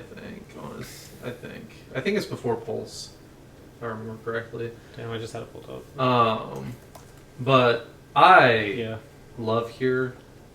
We all do. We all do. We know you love it. Stop smiling like that, like you don't. I mean, I love it. I like it. He loves it. I'm either at a 4 and a 4.5 right now. I'm like, damn, 4? I gave it a 4.5. Like, why, I think the first time I rated, I gave it. You liked it less, basically. You're saying? No, I'll probably give it a 4.5 after I talked about it. Okay, you said 4. I don't know why. For some reason, I was like, I still like. Okay, yeah, I like it. I love it. I don't know what's holding me back. Like my initial instinct is just like I like Pulse a little more. Maybe it's because this one feels like maybe a little more simpler to me, just like with everything that happens. I mean, I love Pulse too, but like this is just like I don't know. Maybe I need to rewatch. So you guys go first. Same tier. Okay, same tier. So is that why you picked it? Like, oh yeah, that's one of the reasons. Yeah. Well, this is one of the first Japanese horror movies I think that I truly loved. Like, it was one of my first watched, for sure. Because I've seen a lot of Kiyoshi Kurosawa at this point, but I know that Cure and Pulse were two of, like, just the first in general Japanese horror movies I ever really watched. And, I mean, this one's definitely less horror, I feel like, than something like Pulse. It's at least in the traditional sense. Yeah, at least in traditional. I would argue, though, this movie maybe freaks me out more than any other movie. I mean, this movie's awesome, man. To me, that's basically. I mean, that's a great definition of horror movies. But the way it does it too is why I love it so much. It's like it almost like creeps up on me. It's like a subconscious thing. Yeah. That just like is always in the back of my mind. Because I mean, the movie's about like a lot of like I guess like it's about evil, but like like how there's like evil in every like I don't know how to like say it specifically, but like kind of like the subconscious and how we can't like control it, or it's just like the unknowable nature of our subconscious. How it's like there's this big thing in this movie, obviously, about can you hypnotize someone to commit murder? Yeah. Because the psychiatrist says that's impossible, because if a person has a predetermined moral code that murder is wrong, you can't force them to murder, even with hypnosis. But as we're shown in this movie, his way of doing it is to make them not even really think it's murder. Basically, they're just doing the right thing, kind of, which is kind of it's kind of fucks you up because you're like, holy shit, like you're like questioning your whole worldview. Like, yeah, well, because like you could easily like the things he's saying in this movie to get these people to do things, which we only ever really see him like truly go into it with probably the female doctor.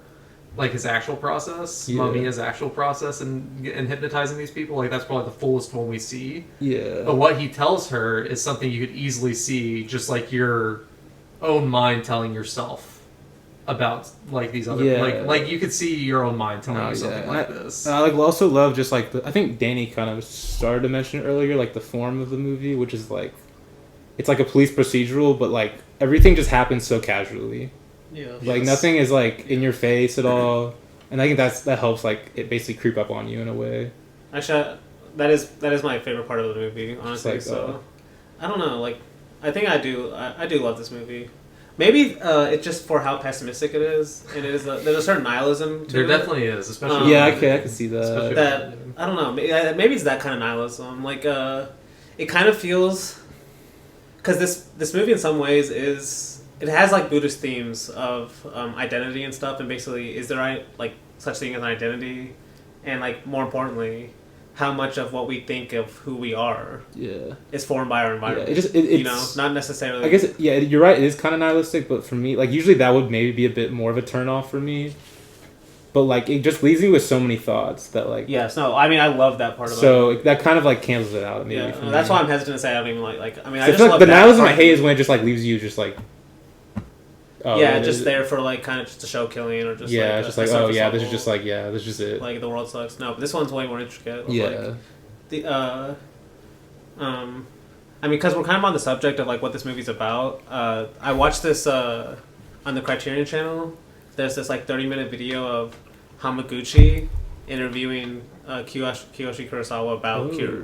Ooh. They're literally just talking about the movie because he apparently and did you know Hamaguchi was a student of Kurosawa? Well, he has a movie called Evil Does Not Exist. honestly, I need to watch the... No, because he was saying how much he loves Cure. Yeah, that makes a lot of sense. He was a graduate student under him. Like, apparently Kurosawa was taught in college for a while. Yeah, so basically, Hamaguchi's like asking about the movie and stuff. It's really great. But Kurosawa at the end, he basically talks about why this kind of idea really intrigued him, and he said he was like watching like interviews that they do on TV when there's a killer, and then they go to like neighbors, and the neighbors are like, oh, like we thought they was a great guy, but then I guess all along, there was someone hiding underneath that we didn't see or something, and that's usually the explanation, right? There was actually some person underneath that was some evil guy, But this is what he says. He says, quote, "And what is generally reported in those instances is that it was actually a horrible killer pretending to be or wearing the mask of a good father, a polite person, a courteous person. But I wondered if that was really the case. Couldn't a good father, a courteous person, polite person, suddenly kill someone without having a secret homicidal side? That was one of the reasons for making Cure. That's the answer I gave in interviews. But it's a retrofit as a response." So basically he was saying, he kind of came up with the idea, he had that feeling of why he was making the movie before, but then, he put it in words after, you know what I mean? Yeah. But then Hamaguchi asked him, what do you mean by that? And he says, quote, "The truth is that I didn't shoot it while having such refined thoughts. But it's not a lie either.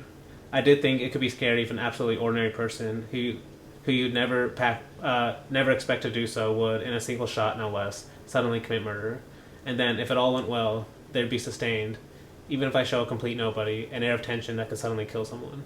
That would be very intriguing if it all went well." Basically, and then also, because he's kind of interested in the idea of, I think the formal aspect of he talked of, how casual it is. It's just, long takes, Yeah. Almost like these, obviously... It's almost gentle. No, he must be an Ozu fan, because, these kind of cuts to these rooms, the low angle shots before something happens, where it's just, a room, but it's, But he's using it obviously for... That's why I say it's almost stylistic. He's the dark Ozu. Honestly, I'm like, oh man, he's using Ozu for evil. And I'm like... No, I'm kidding. But, no, because I do really like the movie. I like the idea, too, because I agree with them, too. This idea of, we try to rationalize it by being like, oh, they were always this evil person. But it's, much more scary if it's just, could happen at any time. Because almost something that's just unexpected. It's not necessarily just pre-planned. Yeah. But yeah, what about you, Blake? I mean, I know you already talked about it. No, yeah. But I obviously is there anything specific? No, sorry. No, I mean, the specifics is definitely kind of something you guys already mentioned, just the camera in general. It's very... we love detached cameras here. On this podcast, and this is a very, very detached camera for the majority of the movie. There are some close-ups, obviously, because it is it's got Koji Yakusho. I love this man. He's an amazing Japanese actor. Probably, I would say he's probably one of the most well-known in the modern age. I feel like he's been in a lot of movies, at least I've seen. So, and he is great. Kind of his basically his pride. Yes. And then basically his fall. Yeah. Or is it a fall? Because I've seen Kurosawa talk about it as almost like him finding freedom at the end. I mean, freedom through murder. Exactly. But this... he's the new messenger. Yes, yeah. Or the new messiah, I guess, is what the psychiatrist calls the other guy. No, that's one reason I love this movie. It's just there's so many ways you can read it, because I think I've seen it 4 times now. This is my 3rd time saying it. 3rd time? Damn, that's a lot. I think Danny should be... Are you? Remember we watched it all here together. It's my 3rd time. It's your 3rd time also. Yeah. But there are just a lot of things I feel that you pick up on subsequent watches, because honestly, this is the first time that I realized that the ending is his wife that's getting wheeled out of the hospital with the ex, and that's why he's so happy at the end. You could say. Because, we see him, obviously, at the end of the movie, he's just, way different than he was at the beginning. He's, dressed all in black, and he's very happy before the movie ends. No, he's really happy. I listened to, a podcast about it, and they pointed out how, he basically, because earlier in the scene, when we see him eat, he, barely eats his food. He's really stressed. At the end, he eats all of his food. It's a repetition, really for sure. Yeah, it's a repetition, but he's, it's different. He's happy. It's very noticeable how different it is. And honestly, I should... I've maybe brought up this idea in some episodes, but in Buddhism, one of the central ideas is this concept of sunyata, or emptiness. And Mamiya makes this, like he talks about emptiness basically, like this idea of I'm basically free because there's nothing inside me, like everything I'm empty. So like, and you're the one who has problems or something. It's like the way he kind of approaches every and now that I mention, I'm glad I said this because Hamaguchi brings this up in the interview where he's like, I liked in the movie how every time they ask Mummy a question, he turns it back. Yeah, who are you? Yes, who are you? Basically trying to reverse it, like showing this emptiness. And then he's like, and I noticed like when I talked to you over the years, that like I would like come away from a conversation and be like, I actually talked a lot, and he like didn't talk a lot. Like I wonder if he even talked, or I feel bad for like talking so much. And he's like, I feel like that's part of your personality too, just like this idea of when you listen, just making the other person talk or like trying to get something out of them almost. Yeah. And it was like an interesting observation, because he was trying to compare him to like basically me as how he is, you know. Okay. Yeah. So Kurosawa was maybe maybe at least just that type of idea, but like that's why I wonder like how he feels about the idea of emptiness in Buddhism, because it is, like I said, one of the central ideas. But it's like throughout Buddhist history and stuff, it can be very nihilistic, especially like even throughout the tradition, it's very they talk about over and over again, like if you're gonna study and like try to find like nirvana through no self or something like that with no identity, it can be very dangerous for a lot of people because it can make you very nihilistic or very just not believing in the world at all. So like I wonder how much he was even thought about any of that stuff, because like it feels like one of those types of ideas, like this guy that like took these ideas of emptiness and Buddhism but almost became nihilistic for it. It's like well, he's trying to show the other people how little life matters. Yes, basically. exactly. Well, yeah, but like but you could say Buddhism actually teaches that, but in a positive way. Yeah. Like, how little life matters. That's why you should have compassion. Yeah. That's why it's so big on compassion and stuff. But if you don't have that compassion side, you can be like, just take some of these ideas of emptiness or just the world doesn't matter. Like, there's no identity, no self. There's nothing to live for. Kind of, maybe not the last part, but those other things, ideas I'm talking about. So it almost feels like that kind of idea gone wrong too. Maybe that's probably what holds me back, but I still love thinking about that too. That's something that it teaches about. Like, it can be a very dangerous thing to like change a worldview, and just like that's why it feels like that character could have freedom in a certain sense at the end and be happy because he's kind of like let go of his identities, Yes. But then obviously, like you said, he killed his wife because of it. And like, and the cycle continues. If you think that really happened too, because he does tease these kind of dreamlike, they definitely are psychological things he keeps having, where he's already daydreamed once earlier of killing his wife, then he comes back to reality. So it could be of his wife just being dead. Or his wife, that's true. That is true. No, and the cycle, just like this dream transportation, kind of, I would say, because like the bus scenes are just like that bus is in the clouds. I don't care what anyone says. Oh, like it's not real. No, it's not. It's 100% not, because like everything else in the movie is so casual and real. The way it's filmed, like the camera's just staying in long take. There's nothing floating, there's nothing really moving, and then like he said that the camera's no, but in that scene you can tell the bus is like floating. There's like clouds all over the window and stuff. There's nothing like there's nothing to give you a sense of reality like basically the rest of the movie does. But because that one shot, does he shows that shot of him by himself on the bus at the end? He does, right? So like, he leaves it very up in the air. He does. That's one reason why I love it. It's just like there's a lot of different ways you can read it. Yeah. Like it's not as like I personally think Pulse is scarier just on a fundamental like horror approach level. Like just the way he shoots it is to scare you more. Like so I do think it's scarier. Like the ghosts and stuff are like more. Yeah, like the way he like shoots the ghost and the way he like just the lights and shadows. I guess maybe like the act of watching that movie may be scarier, but like this movie like leaves me with like a dread. Yeah, the dread that this movie leaves me is like affects me more than that movie ever could. Because there's like a real life thread to it, like because it could be anyone, anytime. Like this time I noticed, and also listening to I forgot what podcast where they were talking about where it helped me notice it.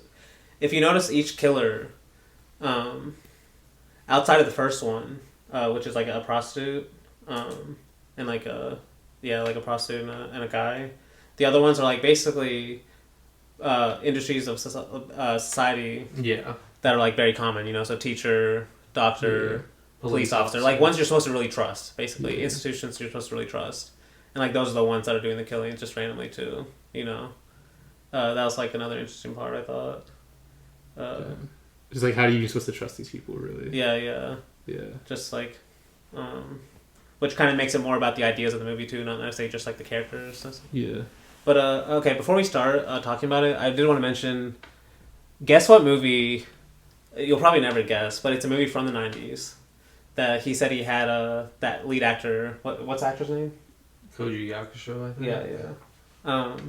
He had him watch a movie from the 90s, performance, and basically told him it's a very similar performance to what he's going to be playing.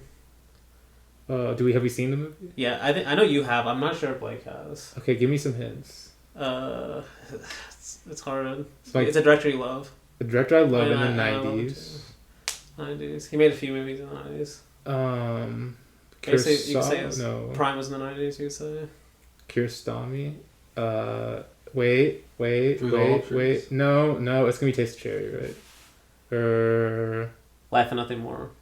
What? Because he said the lead actor, the way he gazes at everything without any reaction, is how he wanted to. That would have been my last guess, I think. That's what I was saying. I was like, holy, it kind of makes sense. I was like, Taste of Cherry because like suicide. In the video, they even cut to how the actor, like some of the shots where he's looking and stuff, and he basically has no reaction as he's seeing everything, and he's like, that's how I basically want this. Kiyoshi's a Kiarostami yet? I mean, he's a huge. I mean, obviously he taught film, but well, I didn't even know that before. So yeah, I didn't know that either. But no, he must be I know he apparently got into horror from like watching like a lot of westerns. I'm not westerns. Western movies. 70s horror movies, American and Western horror movies. Ooh, there's a list of his 50 favorite films. Okay. What's number one? Yeah, ooh, I'm seeing some like deep cut Oshima movies. Hold up.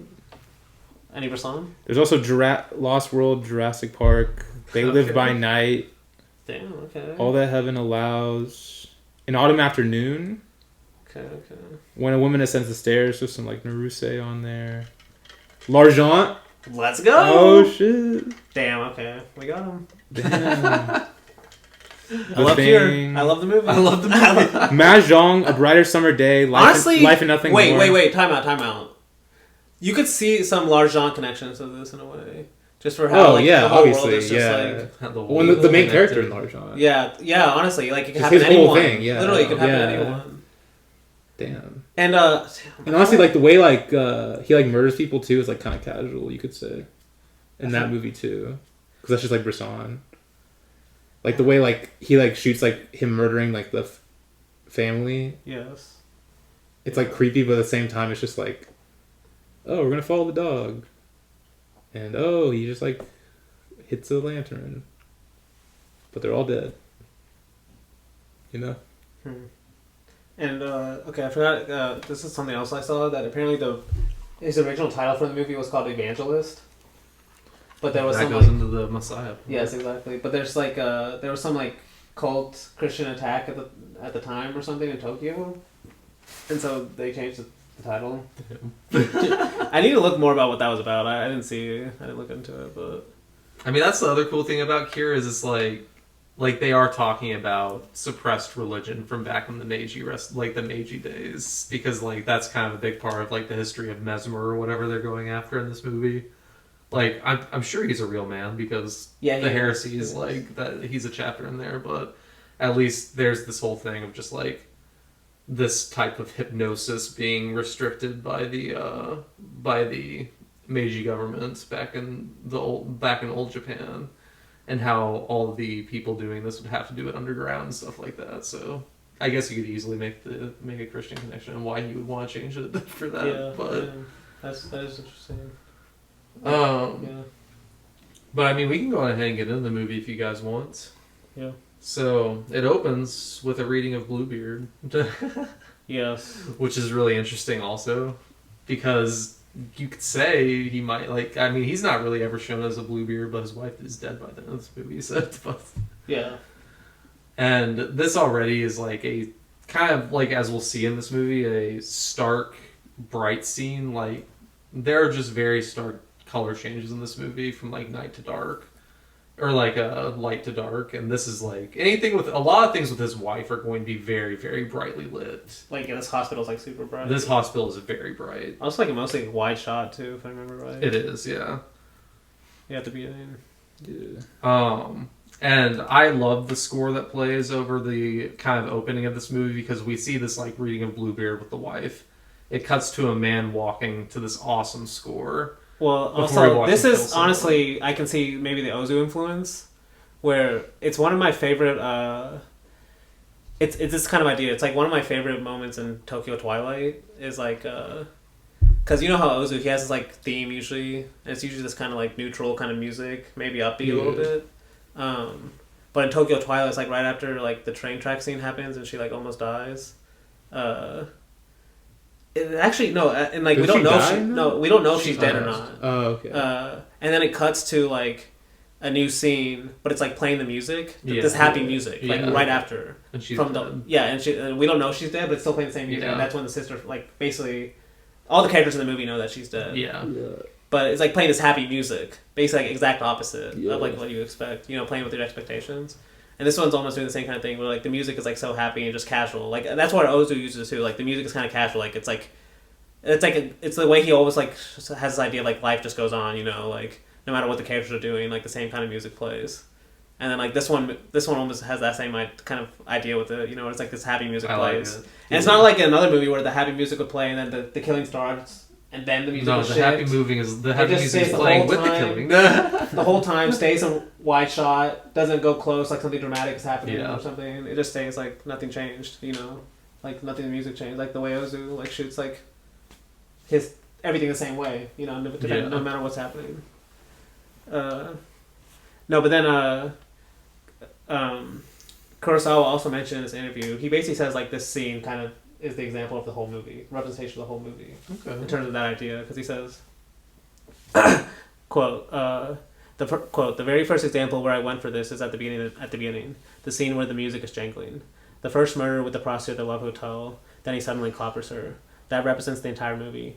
The atmosphere of, quote, we'll be killing someone abruptly during a nondescript scene, unquote. If I could sustain that tension throughout, I felt that I didn't actually have to kill people left and right. I wanted to see if I could make a movie where everybody would be on edge, fearful, wondering when someone else is going to get killed. It was an experiment. And that's like a great way, because like, if you're showing casually, anything could happen, and the camera will be casual the whole time. Yeah. Where like in a normal movie, you always get the idea something's going to happen before, like the music will get tense, or like the camera will start, you know, showing like edges of doorways, or, you know, just stuff to make you creeped out. But this doesn't give you any warnings like that, really. You know, just very casual like that. And honestly, it makes it more memorable too, because most of the killings in this I remember, I remember them from the first time I watched them. But to me, what I remember about them is almost just the interactions before the killings. Yeah, you know, just the kind of casual talking, like what did he see what they're in these doing people? before, like, like one thing you notice, like these are very isolated people. It seems like the husband and wife are in the kind of this like nowhere. I feel like every place in this movie feels isolated. Like even the cops, they're in this like kind of like. Not a normal police station. They're in like the box or something. They call the police box. The police box, where it's only 3 of them in this kind of middle of nowhere. It seems like. So. I mean, it's in the middle of the city. Yeah, it's in the middle. I mean, just for. But yes, it's only them 3. It's only them 3. Yeah, that's isolation. I'm talking about. Yeah. And also, I feel like every place is isolated though. Like even like we never see this doctor with anyone else. Like the main character and his wife, their house always feels just like there's something about it that just feels so like disconnected. Yeah. But I feel like it's every scene, I feel like, almost. Honestly, yeah, everyone in the movie feels like that. Yeah.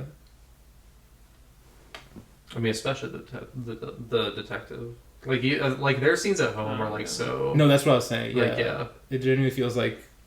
It's like that's their little, like, box, I guess. Yeah. And he's trapped in it. Yeah. Also, even the way this is cut, he must have done this intentionally, because, like, it shows, like, the wide shot of the... Basically, this we don't even meet this guy that does the killing. No, yeah, he's just a random dude. Once we know how the killings are happening, it doesn't matter who's doing the killing, that's another scary part of the movie. Yeah, because kind of what Luke said before. Yeah, just anyone can do it. Yeah, like almost like this idea is out there. Yeah, I mean that's Pulse basically too. Yeah, so. Yes, with the internet. That's a good point. Damn. No, but then, so like normally in a movie, you might get that wide shot with the killer doing the killing. and the next close up we get would be of the killer maybe running away. But the way this is shot, the next cut is it's Koji running like almost like running away. It's Koji. Yeah. It's Koji driving. He's driving towards it, but like the way it's cut, you could be like he's the one running away. Exactly. Because normally you would show a killer running away, but it's like we haven't even seen the close up of the killer or anything from their perspective. It's only and just knowing the ending too, it fits that because like yes, it does.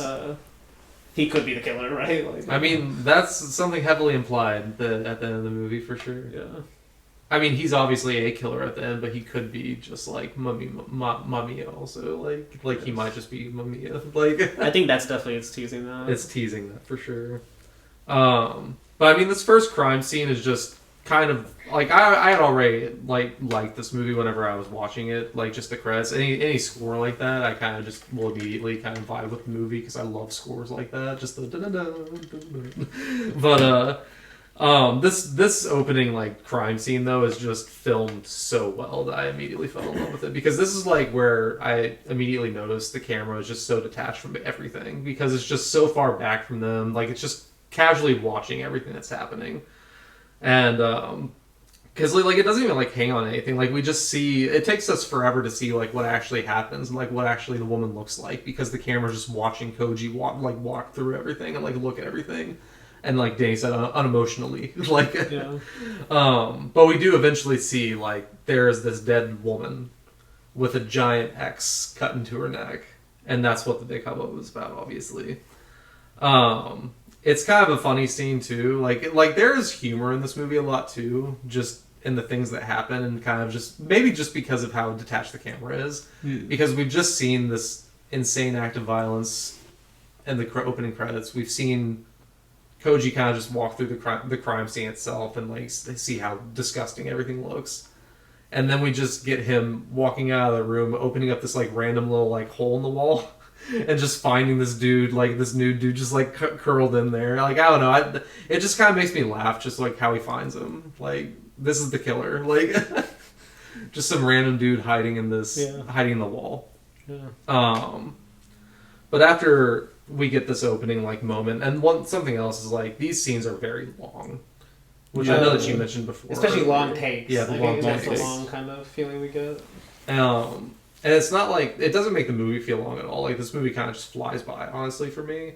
But it makes talking about it very easy, also. Because it's just a lot of just us watching them watch something. Because that's kind of what happens next. Because we're, like, back with Koji at the precinct with, I think, the psychiatrist man. Yes. That will be his, like, not his partner, but kind of his partner. Like, obviously he's not a cop. Also another example of maybe, like, a rationalist that's also going to be, like... Definitely a rationalist. Fall into the same kind of thing. Like he falls into this world, kind of. He gets drawn into this world, even though he doesn't want to. Yes, because he's the rational one saying you can't hypnotize people to murder someone, exactly. Like basically. So like basically, you can't hypnotize someone if against their beliefs. Yeah, he'll say that later. I mean, this is another persona thing, I guess, because he is the one in this opening scene that says the devil made them do it. I guess. Well, the other guys. The psychiatrist says that. No, the other guy says that. No, I think it's the psychiatrist that says the devil made them do it, I guess. Or he's like kidding though? Yeah, he's kidding. Okay, for sure. Yes, yeah. Like that's just something he's saying. Like that could be. I don't even know if he's like really kidding, but that just could be something that he thinks might just be causing this. Is people are just like naturally can do this almost, or like the devil's just making them do it.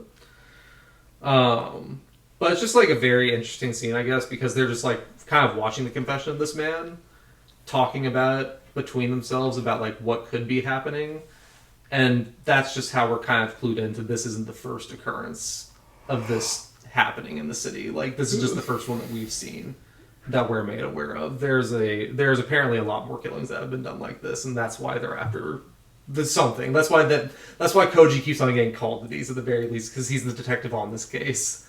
Because he has a lot of other things like on the wall about these killings too, but after we're done at the precinct with the cops, we get this amazing cut to our villain for the first time, or the bad guy of the story, Mamiya. But we don't even cut directly to him. We just cut to an empty shot of a beach, which is awesome. Empty shot of the beach, yes. And then we see a completely random guy that is not going to be in this movie except to kill his wife, basically, because he's just sitting here looking over at some random dude. Yeah. And that's going to be the actual villain of this movie. or just this of the villain in the natural sense of the especially term, since all of us have seen this 3 times now. Like we know that's Mamiya as the killer, but like watching the first time, still like anyone could be the killer. You know. Yeah. At this point, like it could be this guy that we get to next, even though technically he is the killer. Technically, he is a killer. A killer, yeah. But the way even I don't even do they. Oh yeah, he just asked him like where he is, like. The other guy, like I think Mamiya walks up and just says like, "Where am I?" Yes. And then he says, "You're at this beach or whatever." I think it's Shiosoko Beach or something. I don't know. And then he's like, "Who am I?" So do you guys think he has amnesia? No. I mean, what do you mean by that? In terms of like, can he actually not remember this conversation? I think he's completely empty, like he says later on. No, but do you think like literally when he's like, where am I? He keeps asking these people the same question. Well, that's kind of why I'm like. Do you think he actually can't remember? What does it mean to be empty in the Buddhist sense, though? Was he even real in the first place? Forget your sense of self. Yes. No, but I'm saying could you forget who you actually are in that like if you've achieved nirvana on Earth, I guess you could say, or like you've achieved that, like you've killed the self. Would you remember who you are? Yeah. You should in the literal sense, like if someone's talking to you, like Buddhism, like I don't want to go too into it, but also it has this idea of conventional truths versus ultimate truths, and it's like ultimate truths, everything are empty, but conventionally we still have to use these words and identities just to talk in the world, even though they're not ultimately true. And so they would say, the self is conventionally true, the way we talk to each other and stuff like that. But I just don't know if he's real. No, but the reason I say I like that too. You don't think Mamiya is real at all? We could not be real. It would make sense if he's not real. To me, if he's just like the devil on person's shoulder. He's just like a part, because we see a book later on of just like personality disorders. Like what if he's just something for in each person? He's just something like supernatural in a way. I can see that. It's an interpretation, at least, I guess. Especially the way like he acts in the movie, kind of like I could say that more like how he represents. That's kind of maybe like evil force, I guess. Yeah, you know. No, but the only reason I was saying that is because like in this scene he's very believable with this guy. It's like he actually can't remember what's going on. No, I think he's believable the whole time. Like the amnesia, he's like the amnesiac that washes up on the beach type, like stereotype. And he's but it actually makes more sense. I was thought about it. It's like he actually could be just lying this whole time, and that's what makes him really good at hypnotism in a way. It's so simple just to convince someone you have no memory. You know, just ask them the same question a few times, just to annoy them. That's something I really noticed this time is how much they like that annoyance factor annoys so many people. Like 100%, just having to repeat yourself. Yes, like to the fact where they don't even question that much. Or like, oh, he must not have his memory or something. You know. And they just get tricked so easily, like all of them do. Well, I think that's kind of where some of the just subtle horror, as Luke kind of brought up before, comes in, because whenever he actually remembers something, like we'll see in this scene, like after they're done at the beach or whatever, they go back to his house, and they're talking about him still trying to figure out who he is. You're like, oh, this is where we actually figure out his name's Mamiya. Mm-hmm. Then Mamiya tries to start asking him about his wife.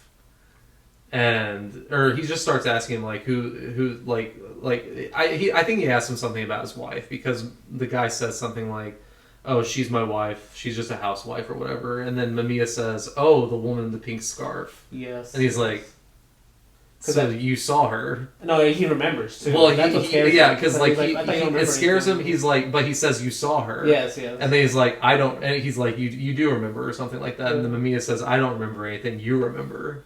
And then he clicks his lighter on. That's when he basically starts. That's whenever he starts the hypnotism, and I'm just like, because that quote there is just so good. Like I didn't remember anything you did, and I'm just like, what are you talking about? Damn. No, and this honestly, the shot too. Oh, it's so good. This might be the shot of the movie. So like with the flame and like extreme close up on the right side, and then him just like getting hypnotized, like looking at it. There are so many shots of the movie though in this. No, there's some great ones. Like my favorite shot might be Mamiya just sitting in the dark smoking the cigarette, and you just see the cigarette blot just in the darkness. I don't know, it's so good. Not that one. Well, I mean, I don't even know if you have it, but it's very similar actually. Is it better than Rear Window one? That's what I was actually about to bring up. Which one's better? I like this one. You gotta pick one. Damn.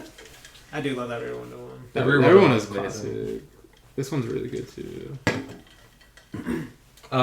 But yeah, from this scene, you know something creepy is about to happen in this house. Obviously, like something weird's about to happen. But then we just get this. It cuts immediately from this storyline. Like we cut immediately just to Koji at the dry cleaners, which I kind of love these dry cleaner shots because this is also just a very detached camera, literally watching him from across the street to just get his dry cleaning. But before it goes back to him at his house, and I love with every time he shots. enters. Exactly, the Ozu shots, because every time he enters, it's like just this low angle shot of just him entering the evil house. Ozu shots. I should say. They are, and it's a repetitive thing too, because it's always the low angle shot and the dryer is always on. Yes, whenever he walks that home. is true. Hamaguchi even asked him about the dryer too. Damn. Because it's a very noticeable thing for like just an everyday sound that kind of is creepy. And, like, just the way it's used in the movie and stuff. And it is supposed to, I guess, clue us in that his wife has something going on, obviously, at the very least. But and we've already gotten that hint at the beginning. Yeah. Wait, have we? Did they talk with about the blue it? thing? Oh, with the blue. Oh, yeah. Well, I guess if you didn't know, that could just be anything. I guess that she is at the hospital. It looks like there's something. I've seen it 3 times, so it's hard for me to remember the first time. But I do remember thinking there was something just weird, just weird. It looked like a mental hospital or something. Okay, I could see that. Yeah, honestly, it gave me some feelings to Katano's Violent Cop with Okay, yeah. when he has to take care of his his sister? wife. Or is that his wife? I think it's his wife. Yeah. Oh, it's his wife. Okay, Wait, yeah. Where is it? No, it is a sister. Yeah. Yeah. Because she gets with someone in the movie and beats him up. And stuff. Yeah. Yes. But this idea of trying to keep these worlds separate and he really can't. Yeah. These 2 different identities. One of them's really violent. And that one is he's way more violent and stuff. But he's a sweet guy. Yeah. No, yeah, we're just kind of introduced to their home life at this first scene. I'm pretty sure she prepared dinner for him or whatever, so he just reheats it and then pours her beer and stuff like that. It's kind of just a sweet little scene between them two. And I think they might be talking about going on vacation after he's done with this with this job or with this case. Which will, because after he says something like that and they talk about it, it cuts immediately back to this scene at the house of just the dude jumping out the window. And because it's like a wide shot and it stays wide for the we've already seen that once, but normally it's like an exposition wide shot and then you cut to inside the house, Yes. and then something happens, but then the killing, something's already happened. Just something's happened, and we just see the aftermath basically because just him jumping out of the window is kind of shocking because that happens in wide shot. You aren't expecting it at all. He just jumps out, and then the camera just kind of goes into the house, and we see just this giant X cut into the pillows, and it's just a big old red. Disgusting. There's feathers on it too, or something. It's crazy. He cut deep. It's a very disgusting shot. It's still got this creepy, disgusting moments in it for sure. Yeah. Honestly, that's a very Katana part too. We're just showing the aftermath and a single shot. I wonder what he thinks about Katana. He definitely likes him. I've seen. I had to see something. Not in his top 50. Oh. He just hasn't seen him enough. Hasn't seen him recently enough. But I do kind of love it because after we see the X slashed in the bed, Koji gets the report basically from the cops, and he gets a phone call, I think, from the psychiatrist and the psychiatrist just asks him over the phone, the devil made them do it, huh? And then it's just after that they just go to question the teacher because the teacher's still alive, obviously. So we have a great shot of them kind of just standing.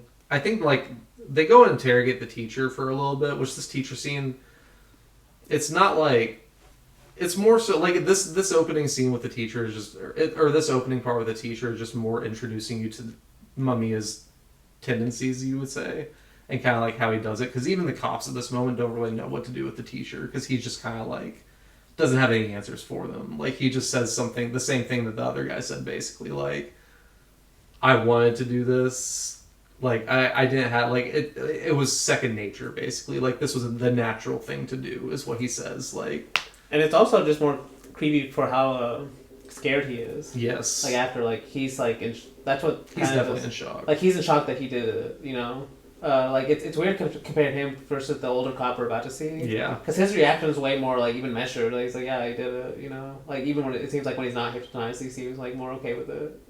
At least compared to this guy, where he seems like really regretful that he like he's like realizing his wife is dead too. Yeah, I think that's. But then when they question him, he's just like, I had no reason. Yeah, because like they ask him, the guy, they say he's like, it's weird, you murdered your wife for no reason, and he's like, that's right, there's no reason, and that's when he like starts crying and stuff, and going in the corner of the room. It's whenever the cops have to basically leave. Yeah. And you did kind of mention before that Kurosawa had made this to show kind of the, like, basically the devil can't live next door almost. It can be in all of us, because I think some of the neighbors had said, like, in their report that they were reading, some of the neighbors had said, like, this couple had no debt, they were always, like, the good couple, basically. Like, that's what their neighbors were saying, so, and then they had this happen, so. But after they're done kind of interrogating or questioning the teacher, it's not even a real interrogation, we just get these amazing shots of both of them on the top of the roof, kind of just talking about what they just witnessed. These are some of the best shots in the movie, I think, just like on the rooftops, like, because we have some with them, and then we also are going to get one like basically immediately after of just Koji by himself at like dusk or dawn or whatever. And it looks so good, like the colors are popping, but yeah, they're just talking basically about kind of what we're witnessing right now in the movie. Obviously no like real answers to anything. And the next major thing that I have happening after we see just them kind of just standing on the rooftops of these random places and thinking, essentially, is we see Mamiya also sitting on top of a roof. And this cop, and I kind of like how this one's shot too, because we do see Mamiya up on top, and then we just see like the cop in the same shot, kind of right up below him. And he's like, hey, you up there, or whatever. And, he obviously goes up to get Mamiya down, and whenever he gets up the stairs, Mamiya just jumps off. It's also kind of funny. Like, I think it's hilarious, but because the cop just goes like, "God damn it, why'd you do that, you dumbass?" No, but and also gets you into this idea like why would someone that is rational do something like that? For sure. You know what I mean? So he's already like he kind of already believes that he's something wrong with him. Like doesn't remember anything. You know, just by doing like an irrational thing. Yeah. That's why it's like, do you think he's actually amnesiac and stuff? Like, do you actually think he like has something wrong with him, or do you actually think like even these kind of actions he's doing, he knows what he's, you know, kind of. I kind of like just thinking of it, kind of like Luke does. Like he might just be the devil, man. Like that is a reasonable conclusion. I think. At least the spirit, anyway. Like, yeah, the spirit of the devil. Yeah. Especially this kind of idea. This. I mean, because in this police box scene that we're at right now, you definitely feel like you keep on getting the feeling that he's not an amnesiac, even though he plays it really well.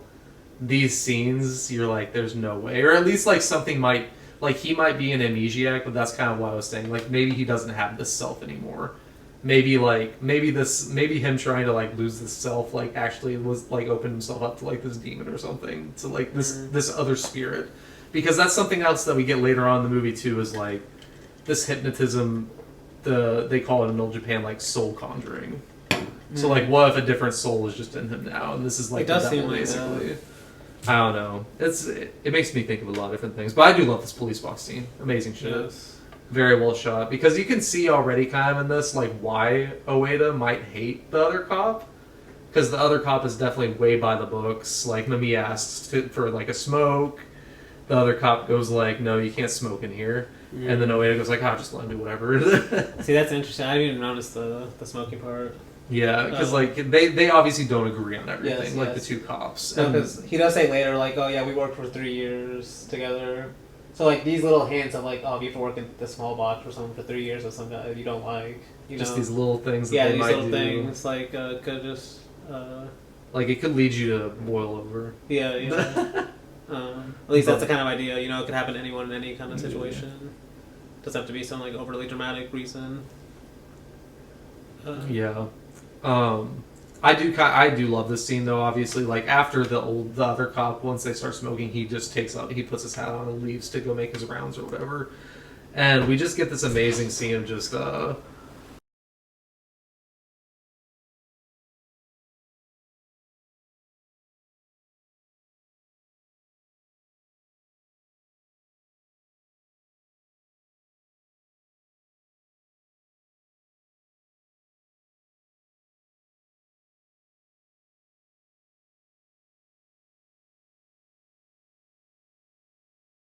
Mamiya just asks Ueda this question, like, "Who are you?" As we've obviously had this entire movie, him just asking these people, like, "Who are you?" Ueda just keeps on telling him, like, I'm just this police officer, or whatever.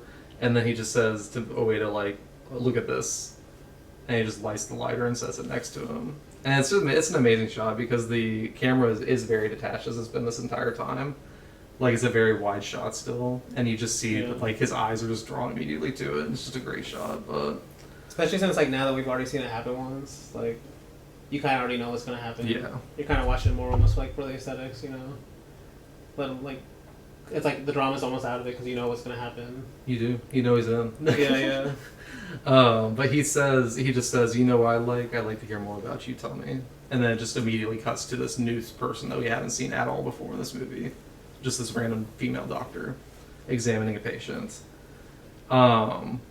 We see that Mamiya is brought to this hospital now. Like, we see him in this scene as well. Like, after she's done examining this patient, we do see Mamiya at this hospital. And then it cuts to Koji also arriving at this hospital. I'm pretty sure it's the same one to talk to the psychiatrist because this is also where he works. I'm pretty sure. Very condensed world, honestly. Like, these people are kind of all working around the same area at the very least, maybe. But they're kind of just talking about hypnosis, and this is where Koji brings up that he thinks that this might be the reason for these murders. And I think this is where the psychiatrist points out his belief that you can't hypnotically suggest to someone that you can murder, that murder is okay if their moral code says it's not.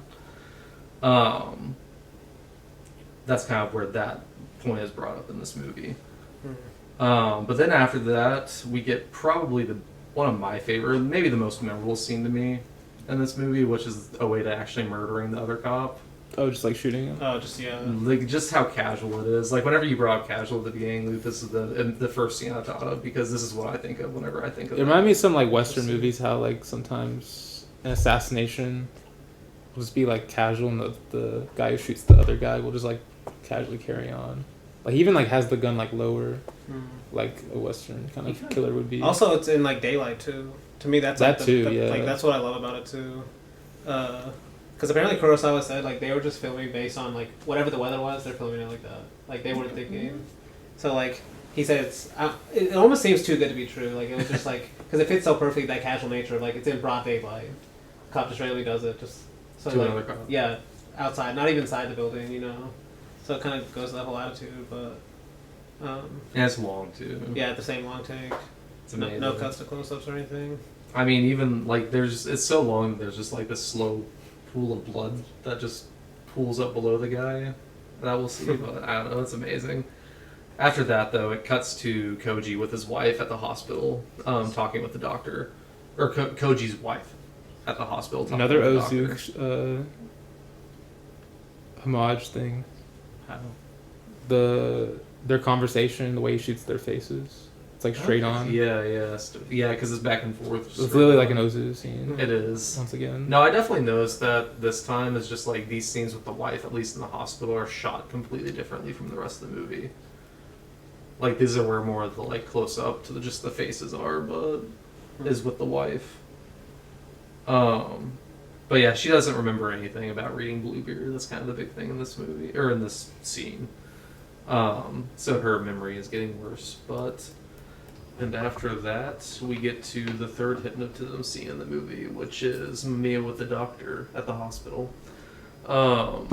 This is probably one of the better ones. Or, I mean, all the hypnotism scenes are pretty great, but this one is one of the more in-depth ones, I would say, where you actually get more of his kind of process, where we actually get to see his process. Because I don't really, like, have everything written down of what he says, but the big thing that I have written down that he says is all the things that were inside me are now outside. So I can see all the things inside you, doctor, but the inside of me is empty. And then he just spills this glass of water, basically, and hypnotizes her with that, instead of using the lighter this time. I think he tries to use the lighter at first, like, he asks her, like, "Oh, can I smoke in here?" And she says, "No, there's no smoking, it's a hospital." And so then he comes up with this other way of hypnotizing her with the water after saying that. I like how you said that this is, like, probably the most we get of his process, too, because, I mean, I mentioned, like, at the beginning about how maybe why I don't feel as, like, loving towards the movie is just, like, how it maybe is like a negative portrayal of Buddhism's like emptiness and stuff, and you could say this is like one of the kind of like almost using like Buddhist philosophy. You could say negative or positive. It's funny because like I think I mentioned how Kiyoshi Kurosawa said like how he sees the ending of this movie with the character finding like freedom or basically being cured.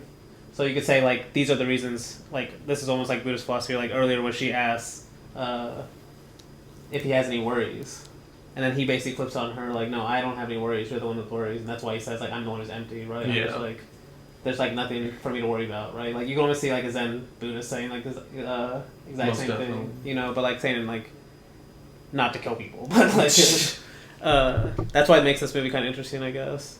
And it's also another example of how he just flips the conversation right away.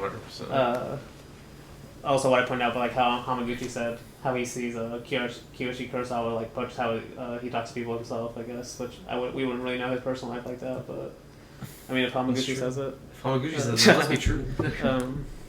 No, but I do love this scene too. Also, one more part is, I think this is the first time he uses water. Yeah, it is. So like if you're watching the movie and being like, oh, maybe it's something fire related only, or like it kind of it makes it less about just like figuring out what's exactly happening on screen, how he's doing it, because it's like, oh, he could use water too, it's like not like that's like it wasn't like fire was some like thing he had to have or something. No. So you might be watching it like that, it's like, oh, where's the flame gonna come? And he just uses water instead.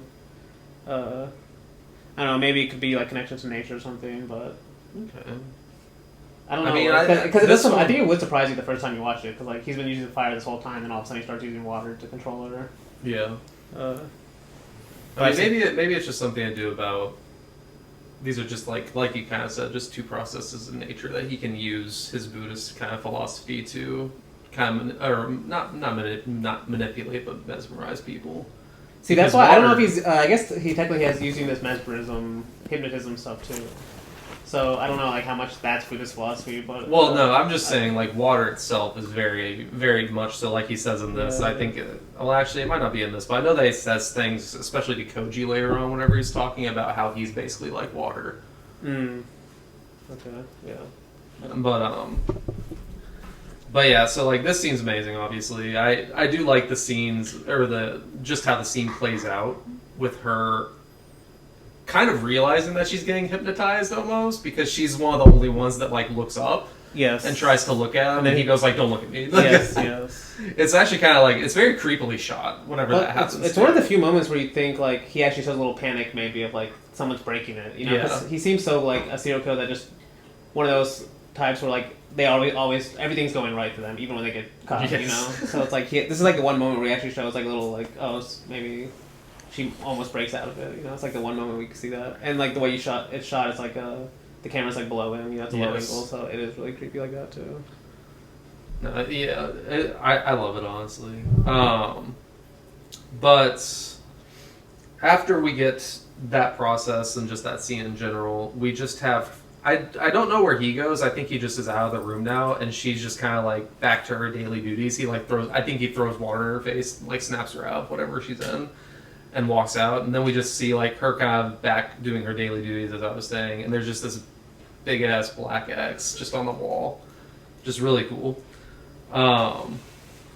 After that, though, it cuts to the cops back at the crime scene at the police box, and Koji interrogating the officer about what happened and why he murdered his partner. And we kind of figure out in this scene, like we already kind of got a glimpse into it whenever Mamiya was hypnotizing the doctor with how he goes into like their past and makes them reveal a lot about their personal lives and what they're feeling in that moment, especially. But this is also kind of just getting into that because the more that Koji interrogates this man, the more that we realize like he had all these pent up emotions inside for 3 years stuck in this police box with this guy. Yeah, and that's how Mamiya got him to commit this act and not think it was basically like murder or whatever, like this mesmerizing killing or whatever, this hypnotized killing. But it's like it's shot really well too, because at first he's not like, everything just seems normal, and then I think the psychiatrist just brings up one of those like light pins and just starts like clicking it on and off like right in front of him. The guy gets like really, I think his name's Ueda again, The cop, he just gets like really like, oh, stop doing that in front of me, and then he like goes and hides in the corner and shit. But because it's all like a single take, I'm pretty sure. It is like in the back of this room. Yeah, the camera's just like watching in the back corner the entire time. Yeah. And it's a long scene too. I'm pretty sure it's like 10 minutes. Maybe not 10, 5 to 10. But it kind of ends with the officer as he continues just kind of like talking about his past, just like getting this plastic knife, something near the coffee cups, and kind of just making an X and one of the other officers that's standing there, and then just kind of going about his day like nothing happened. Yeah. Not even remembering that he did that. And they're just like, what was it that you just did? And he's like, what? Yeah. But, after that, though, we get one of the more horrific scenes in the movie, kind of, because it cuts to the female doctor. Or it just cuts to this random bathroom, I guess. You don't even know it's the doctor at this point. It just cuts to this bathroom. And this one dude just walking in like he's like, oh, I gotta use the bathroom, you know? And then he just sees this scene on the ground of this doctor that we obviously know ripping the face off this guy. The way he like goes into it is really cool too, because she walks in the bathroom in one door, but then the camera is like following behind her, but then it goes through the other door, kind of after her, and then kind of just stumbles upon it itself. Like the camera kind of has a mind of its own. It goes in. Oh, the camera definitely has a mind of its own, and then it's also like, I'm pretty sure it goes to the water faucet first, just the flowing water. It does, yes, because like now we know water can also be something that hypnotizes, right? So like now, just like how fire was scared. Maybe that's another part where it's like this whole theme of the movie is like anyone could do this, right? So it's like maybe part of it's like anything can also be used to do the hallucinations, right? It's not just fire; it could be water too, like just common things around you. Yeah, you know. So like all of a sudden, the bathroom becomes scary. I don't think the faucet thing was the scene. The faucet thing? There's a cut to after she's killing the thing, or she's like killing the guy, the water dripping out of the toilet. Yeah. But the faucet, I think, was an earlier. Like maybe it's the toilet I'm thinking of then. The toilet is there's running water. Yeah, but it's like after the. Yeah, I was just talking about water in general. Yeah. But like, it basically connects the two scenes. Yeah. Because you're like, oh shit. Now water is like her kind of hypnotism thing. Also, you could say this is the closest we can come to connecting the two movies this week. Is we both, because I already pointed out in Human Lanterns how I like that wide shot of him pulling the skin off. Okay, yeah. It's a very similar this one's skin, crazy. This like one's awesome. We have two shots of people pulling skin off people's bodies in both these movies. Oh yeah, that was the other movie. Yeah, Human Lanterns. Yeah. Anyway. Well, because this one's kind of crazy because like we've obviously seen the X. I mean, that one is creepy too, honestly. Well, they're all creepy. But we've seen the X in this movie, so we just like don't expect her to just start ripping the guy's face off until she actually does true. it. We're like, okay, that is true. Yeah. It's like a different way of killing. And it's just so casual once again. You know, we very find that casual. a lot. So it's just like she's just doing it like no reaction on her face whatsoever. No, she's dead-eyed. Like whenever she's doing it, it's awesome. I don't know how to say that's awesome, but like it's awesome and just like because normally if someone's like doing it, even if they were possessed in a movie, they're like, "Oh, I'm trying to stop myself, you know, I can't do it." This one's just like normal. Yeah. After we get that scene, though, we get another call for Koji, obviously, of another suspicious murder that happened, and then there's also been a suspicious person that was brought to the hospital. That Oeda had brought in. So this is the first time they get a clue, essentially, of who this man might be. And so it immediately cuts to him just going to the hospital to find the man. And he finds Mamiya sitting alone in a dark room with a lit cigarette. And this was one of my favorite shots the first time I watched this movie, just like Mamiya sitting there. It's very reminiscent of Rear Window again, just sitting in the darkness, and you just see a puff of like just that red ember on the end of a cigarette or a cigar. It's fucking awesome. Also, it's kind of just like in the movie's context, it's like who's catching who, because Mamiya's like he gets caught off screen, so really it's like damn, what's the main actor's character name? Koji? Yeah. Well, that's like like Koji. Character name. Oh, that's just his actor's name. I don't remember what his name is. In the but movie, he's like walking it. He's the one who's getting caught now. You know, yes. when normally, because it's funny that we see the serial killer get caught off screen. Just like, oh yeah, phone call. Like that's it. He's just waiting for you. He's just waiting for you. I mean, it definitely does feel like Koji's kind of walking into a trap in this one, at the very least, obviously. Especially the next scene when we see them together is my favorite because like that's the best scene. When they flip spots while they're talking, like literally, like because Mamiya's in that little room inside the room, you know, with the bed. Room? No, with the that one, yeah. With his bed in that like little corner, and then while they're talking, they basically flip spots to where Mamiya's the one questioning him while he's sitting in that room. No, that scene's amazing. This scene though, obviously, it's just like it's Koji asking like, "Who are you?" Like, answer me and all that, and then Mamiya just flipping it back on him like, "Oh, who are you?" Like, I don't know where here is. Exactly. He gets very frustrated though. Koji does so, but after that, we get a cut to Koji arriving at his house again after they actually arrest this man, I guess, or whatever, and his wife isn't there, so he goes out to search for her. And these are just some great shots of just the city whenever he's searching, but he ends up finding her on, I'm pretty sure, stairs, and she says that she got lost on the way at the convenience store, so you kind of get more of her medical history, I guess, just like she's getting worse in this moment, so. But then we get what do you call this whenever the cop brings you in? What do they call it? I don't even know. Mamiya's he's brought in for interrogation, but they're like literally stripping everything off of him because we see like his giant ass scar on the back of his on his back of just this burn mark that he had, and then they get. This is part of the like I guess maybe psychic connection between Koji or maybe just his gut. I don't know, like his police, like his detective gut. I guess like he just trusts his gut, but somehow. Him seeing this mark on Mamiya's back clues him into where he might live. Because right after we get this scene of like Mamiya getting impounded or something, whatever they call it in the cops, we get Koji going to where he actually lives and somehow finding his actually the apartment he bought and everything. Like the apartment owner says that he hasn't seen Mamiya in like months basically, but he paid a year in advance, so he was like, "Oh, I don't really care. Like, you can go in and look or whatever." And whenever he actually gets into the apartment, we get probably, it's a great scene of just like all the books that he's been reading. That lighter, just like because he's using the lighter to light his way. We get like severe personality disorders, psychotherapeutic strategies, psychodynamic psychotherapy of borderline patients. Just these insane books. The Theory of Psychoanalysis by Carl Jung, Mesmerism and the End of the Enlightenment in France, and then Mesmer, some French, and it's like some French tire, but basically a book about Mesmer. And then he sees a report titled Animal Magnetism and Psychological Effects by Mamiya. And this is, I think, also where we see kind of this totem for the first time that Mamiya has in his house. It's just like Koji walks into his bathroom. We just see this bathtub just filled with just disgusting ass water, and this curtain over something that honestly looks like a person could be under there. If you hadn't seen it before, like it literally looks like a ghost or some shit. And so Koji just walks over to it and takes it off, and it's just this totem of some kind. I have no idea what it even is. Like twisted weird, just like the shower pole. Yeah. It looks like it's creepy as all hell.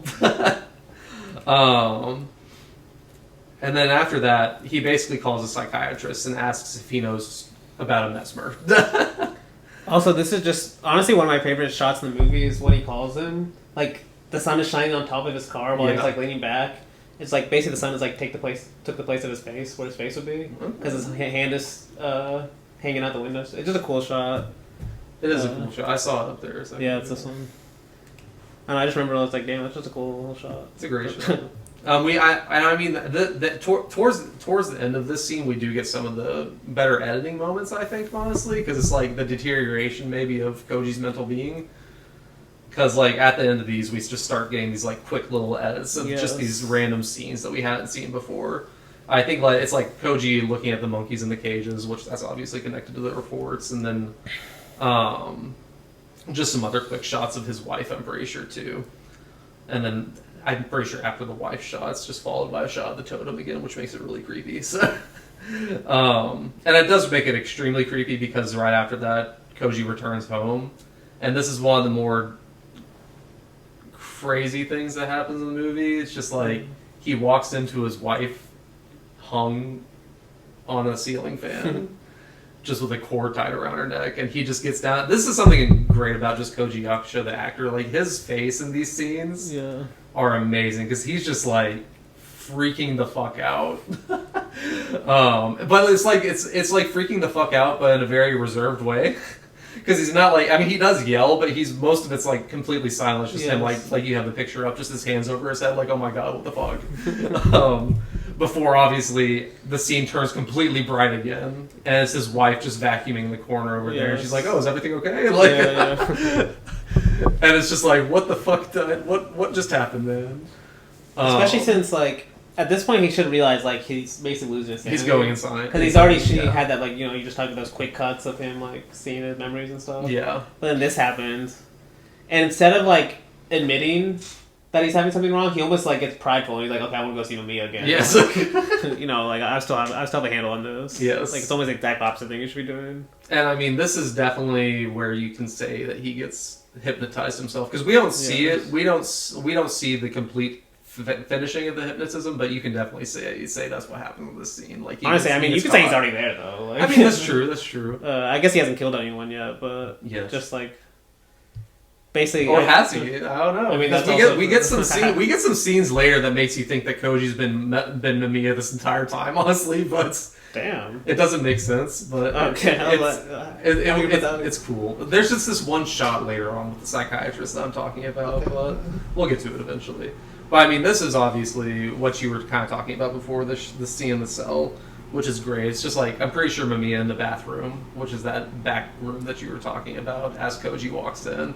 And like, he's basically just asking him like who he is again and everything. And eventually he walks into the room where Mamiya is, and Mamiya walks out. And Mamiya says, "You saw your wife dead, didn't you?" Yes. Oh, that's so funny. And then it basically just... Like, the sounds of this are so good, because I have my notes, like he's using all these pipe noises that are, like, really, you know, they're diegetic, but they're still really creepy, and then even the pipes get louder when he says that, too, so it's, like, almost like he's still adding, like, the dramatic sound effect you normally add or something, like, when the character, like... Let's all that says something, yeah. But after he says that, obviously, it shakes Koji a little bit, and Mamiya just kind of keeps on pressing. I don't have, like, all the quotes written down, but I know that he says, the detective or the husband, which is the real you? It's neither, there is no real you.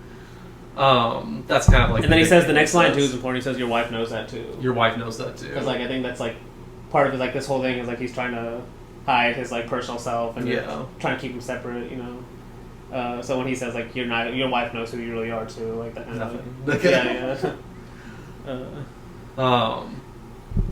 He definitely knows how to get to him. I mean, for sure. But after he says all this stuff, he does try to hypnotize him with the... First off, he tries to hypnotize him with a lighter, which Koji just smacks out his hands. So you're like, oh, he might be okay. But then after Koji smacks it away, he actually kind of falls into the trap, you would say, because he starts to tell Mamiya more about his wife. Like, he starts to actually divulge everything. Like, all of his inner feelings about, like, everything that his wife is, like, basically not doing to him, but everything that, like, it's keeping him from, almost, you would say. Yeah. Like, it's just this burden on him, I think, is what he says eventually, but... There's also this really great, like, out-of-focus shot on Koji, like, as he just, like, laying there, like, getting hypnotized. Yeah. It's like, I think the water's dripping in the background. See, that shot, you really feel it, like... It's like, he hasn't gotten hypnotized in the same way these other people have, but there's something going on just the way he's using the camera and stuff. Like, you can tell, there definitely is. Because that show that you're talking about is amazing, because, like, I honestly he hangs don't on know, it, too. like... Well, because Koji says something, he says, like, her I can forgive, but you I can't, whenever he says that to Mamiya. And then Mamiya just looks at him and says, you're amazing. And then Koji basically just says, it's your turn. He lights the lighter, sets it next to him, and says, talk. And then we just get this insane just darkening of the camera, like you said. And it cuts to that, like... It cuts to the ceiling where it's like, hey, could this man control rain or something? That's almost what it feels like. Does he control water? Or is he just using what's around him, almost, you know? Like, it feels like he's controlling it. I mean, honestly, because the lighter, once this shot happens, and we just kind of see this, like, rain pooling at the top of the ceiling, it starts dripping down, extinguishes the lighter. Very ASMR-y, obviously, just the rain pattering on the table. Honestly, it is kind of satisfying to watch. It's and then this out of focus shot, it's like it's beautiful. Like this is on his face, like kind of just on the bottom of the frame. It is beautiful. But he says to Koji, he says, "The water will make you calm. It will make you happy, empty. You'll be born again, just like me." Yeah. That's the quote I was talking about, where he's just kind of like using. Yeah, I mean that line also very makes sense for the evangel. I think I mentioned at the beginning. The original title for this was Evangelist. Yeah, so like the born again thing. Born again, just like me. Yeah. But that's the end of it. That's the end of the hypnotism, because right after that we cut to him walking out of the room. So you're just like, okay. Well, first he beats up the cop that told him about. Well, he does, yes. After he walks out. Yeah. So you're like, oh, okay, maybe everything's okay. Maybe he's still normal, but. After that, though, we get the scene of him talking with the psychiatrist about Mesmer. I didn't really write down anything from this, just because it's a lot of dialogue. But it's just obviously them two talking about who he was. Yeah. And kind of the importance on the story.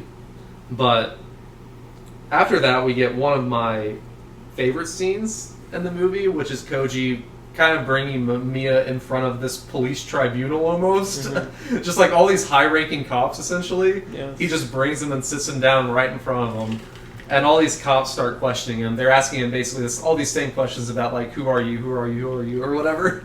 And getting very frustrated at Mamiya. And I think Mamiya eventually just says to one of the guys, "Who are you?" And then the police officer looks at him and says, "What exactly do you mean by that?" And then I kind of love it, because Mamiya says, "You just think about it." And then everyone else just starts talking in the background, and the sound is completely drowned out. And then it's just them two. Yeah. Like, it's literally kind of like they're in a world of their own at this moment. Like, he's speaking directly to him, which I actually think he says it to him at this point, too. But no, this is definitely like the kind of dreamlike reality starting to enter, because like the very next scene we're gonna get is that bus shot. Oh, I love the bus shot. So like already this kind of cutting out the dialogue. It's like he's already kind of in a separate world than everyone else in a way, you know. Yeah. Because that's why Mamiya's like they don't understand they don't understand us. And that's when he like basically starts like pushing. He puts his hand on his face and get him to stop talking and pushes him away. No, yeah, he says something like, "You're someone who can understand what I'm really saying." Yeah, that's what he says. That makes him mad. Yes. But, yes, after that, we do get the scene of him at home with his wife, who is also getting worse.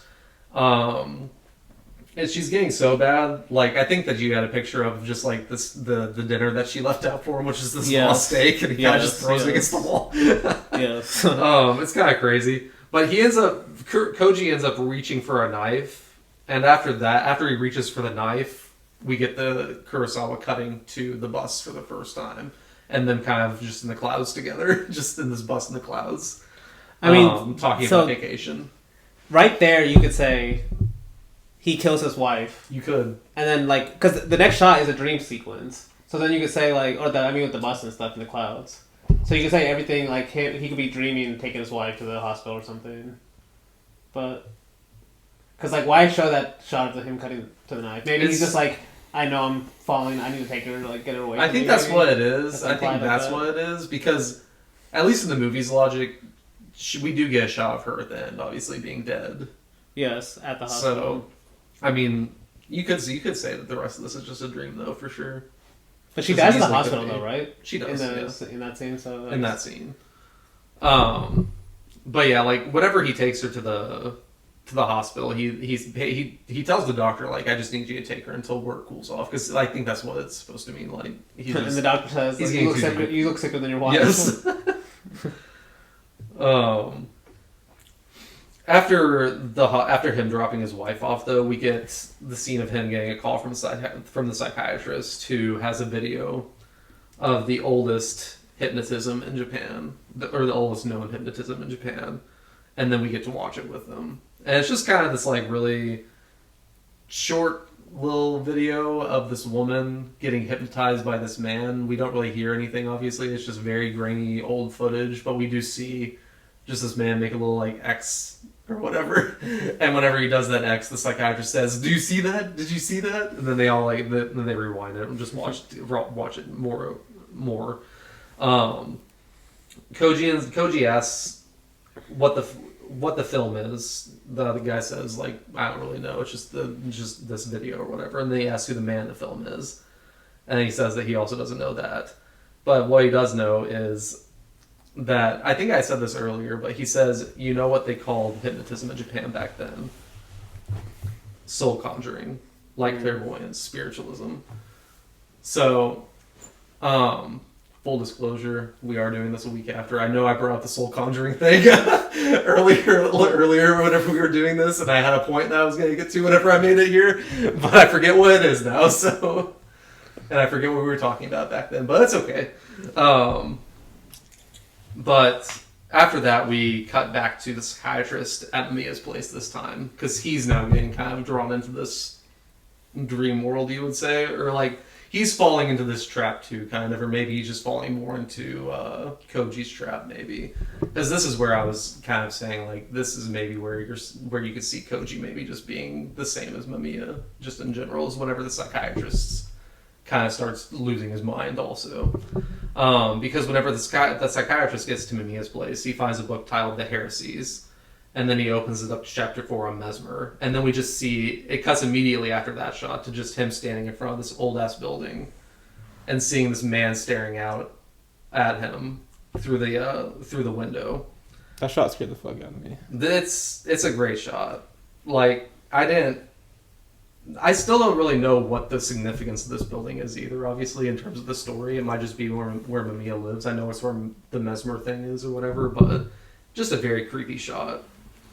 But then after we see that little scene, it cuts to him walking into Mamiya's cell. And this is the shot that I was kind of talking about, where it's like he sees the totem in the shower area.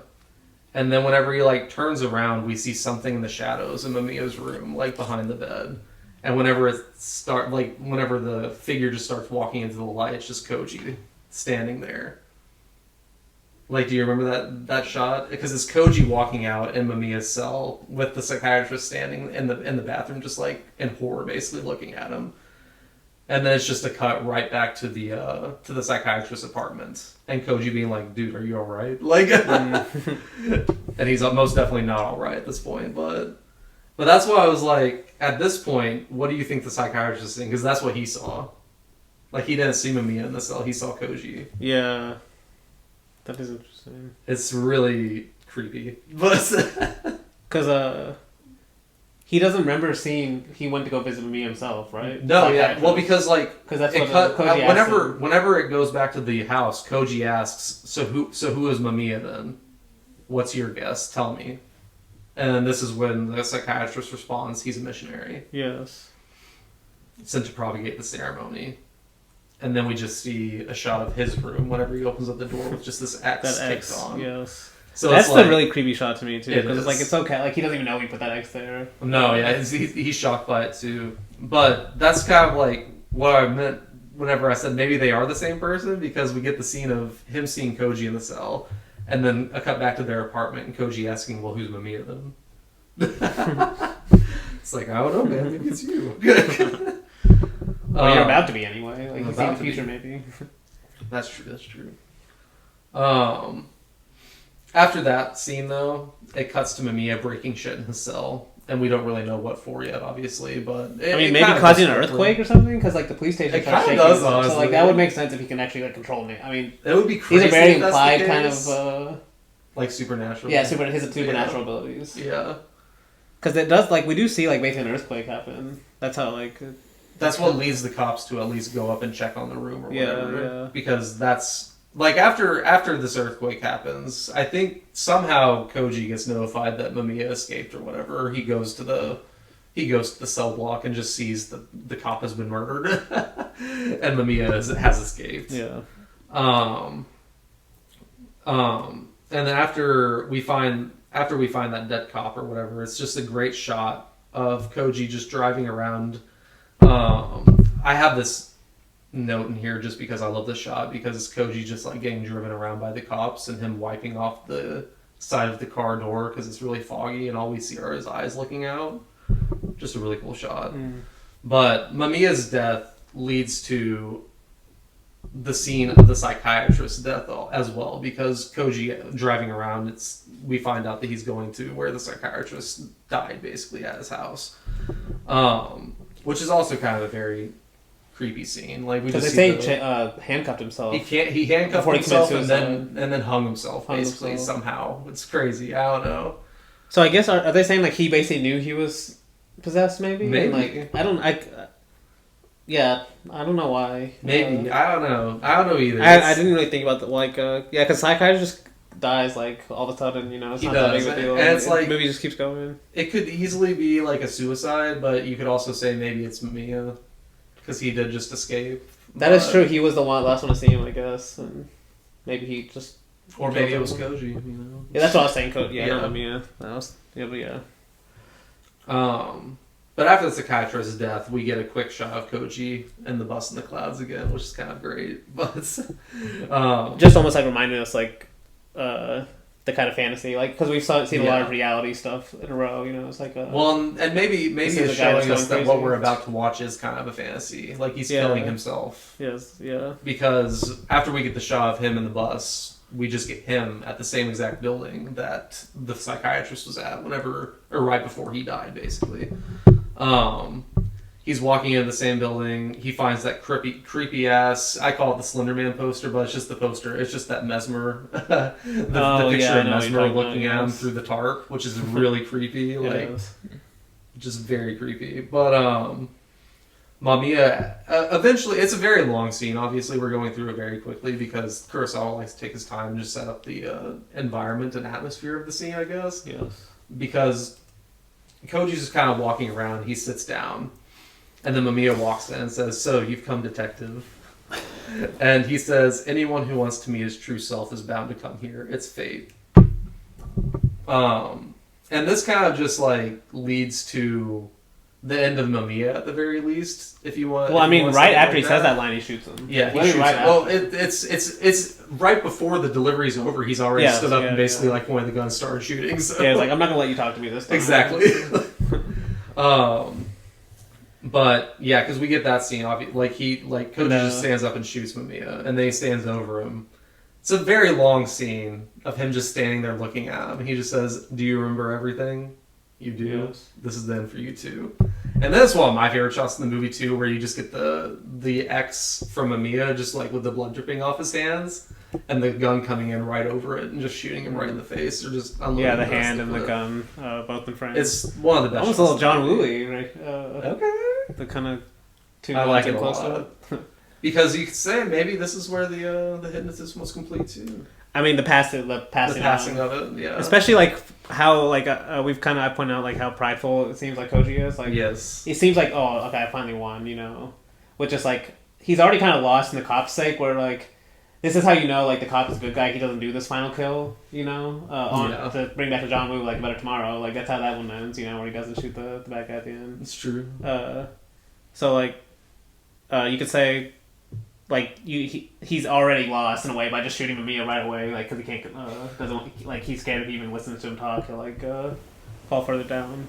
And he listens to something though. But then not only that, the rest of the movie basically implies, well, because he walks up, after he's done this, he walks into another room in this place, and just sees this really old record player, or whatever they were called before that, this... Phonograph by the phonograph or something by Thomas Edison or whatever, and he starts listening to whatever is on there. Yeah, it's just a bunch of nature talk, kind of. Honestly, don't remember what they're talking about. I don't remember either, honestly, but whatever it is, he listens to something, and then we just get this cut to the hospital where we see Koji's wife getting wheeled out with this giant X through her chest, and then we get this amazing shot. Kind of brings it all back around of Koji looking very healthy at the diner again, eating all the food on his plate, drinking coffee, smoking cigarettes. He looks satisfied. Very satisfied. And it ends obviously with him smoking that cigarette, drinking a coffee, and then we just watch the waitress that was serving it to him grab a knife. And then it just cuts to the Tokyo skyline as she walks across the room. We don't see anything, but just cuts to the skyline at dawn, I'm pretty sure. Beautiful last shot, but that is the end of Cure. A great movie. Basically ends without any progress, you could say, because I mean, they do catch the killer, but they don't stop the killings. But I guess, like, that is kind of the scariest thing, where, like, okay, if you catch a serial killer, you're stopping the killings, right? But, like, what if you catch the serial killer and then killings keep happening? But that's, like, kind of what Kiyoshi Kurosawa was almost saying. Like, killings do keep happening, you know? Like, even if you do catch killers, they still happen after. It's not the same person, but they keep happening. It's true. But, yeah. Yeah, I love Here. Great movie. It's hard to choose if I like Here pulse more on. Actually, let me read this. I forgot I had this quote from Kiyoshi Kurosawa. Okay. He said, quote, "In the end, he finds real peace of mind. But in return for that peace, he becomes a criminal in the end. He may become an outcast. He may cause trouble for society. But in return, he may gain peace of mind. If he finds solace through this harrowing experience, so we may say that he was cured." Yeah, so we know what he thinks. He got cured. He got cured. All it took is a few killings, you know. Not too big a deal. He got rid of his wife. He's cured. No. Damn. I mean, yeah. But yeah, that will finish the episode this week. And next week we are going to be continuing our horror month with 2 movies that we decided. One of them was randomly generated. The other one we just decided on. But we are going to be doing, I don't remember the year, but Pieces. And from the 80s, I'm pretty 82, sure. 82, I think. 82. Yes. And then we're going to be doing I Saw the TV Glow as well. So until then, we hope to see you floating through the clouds.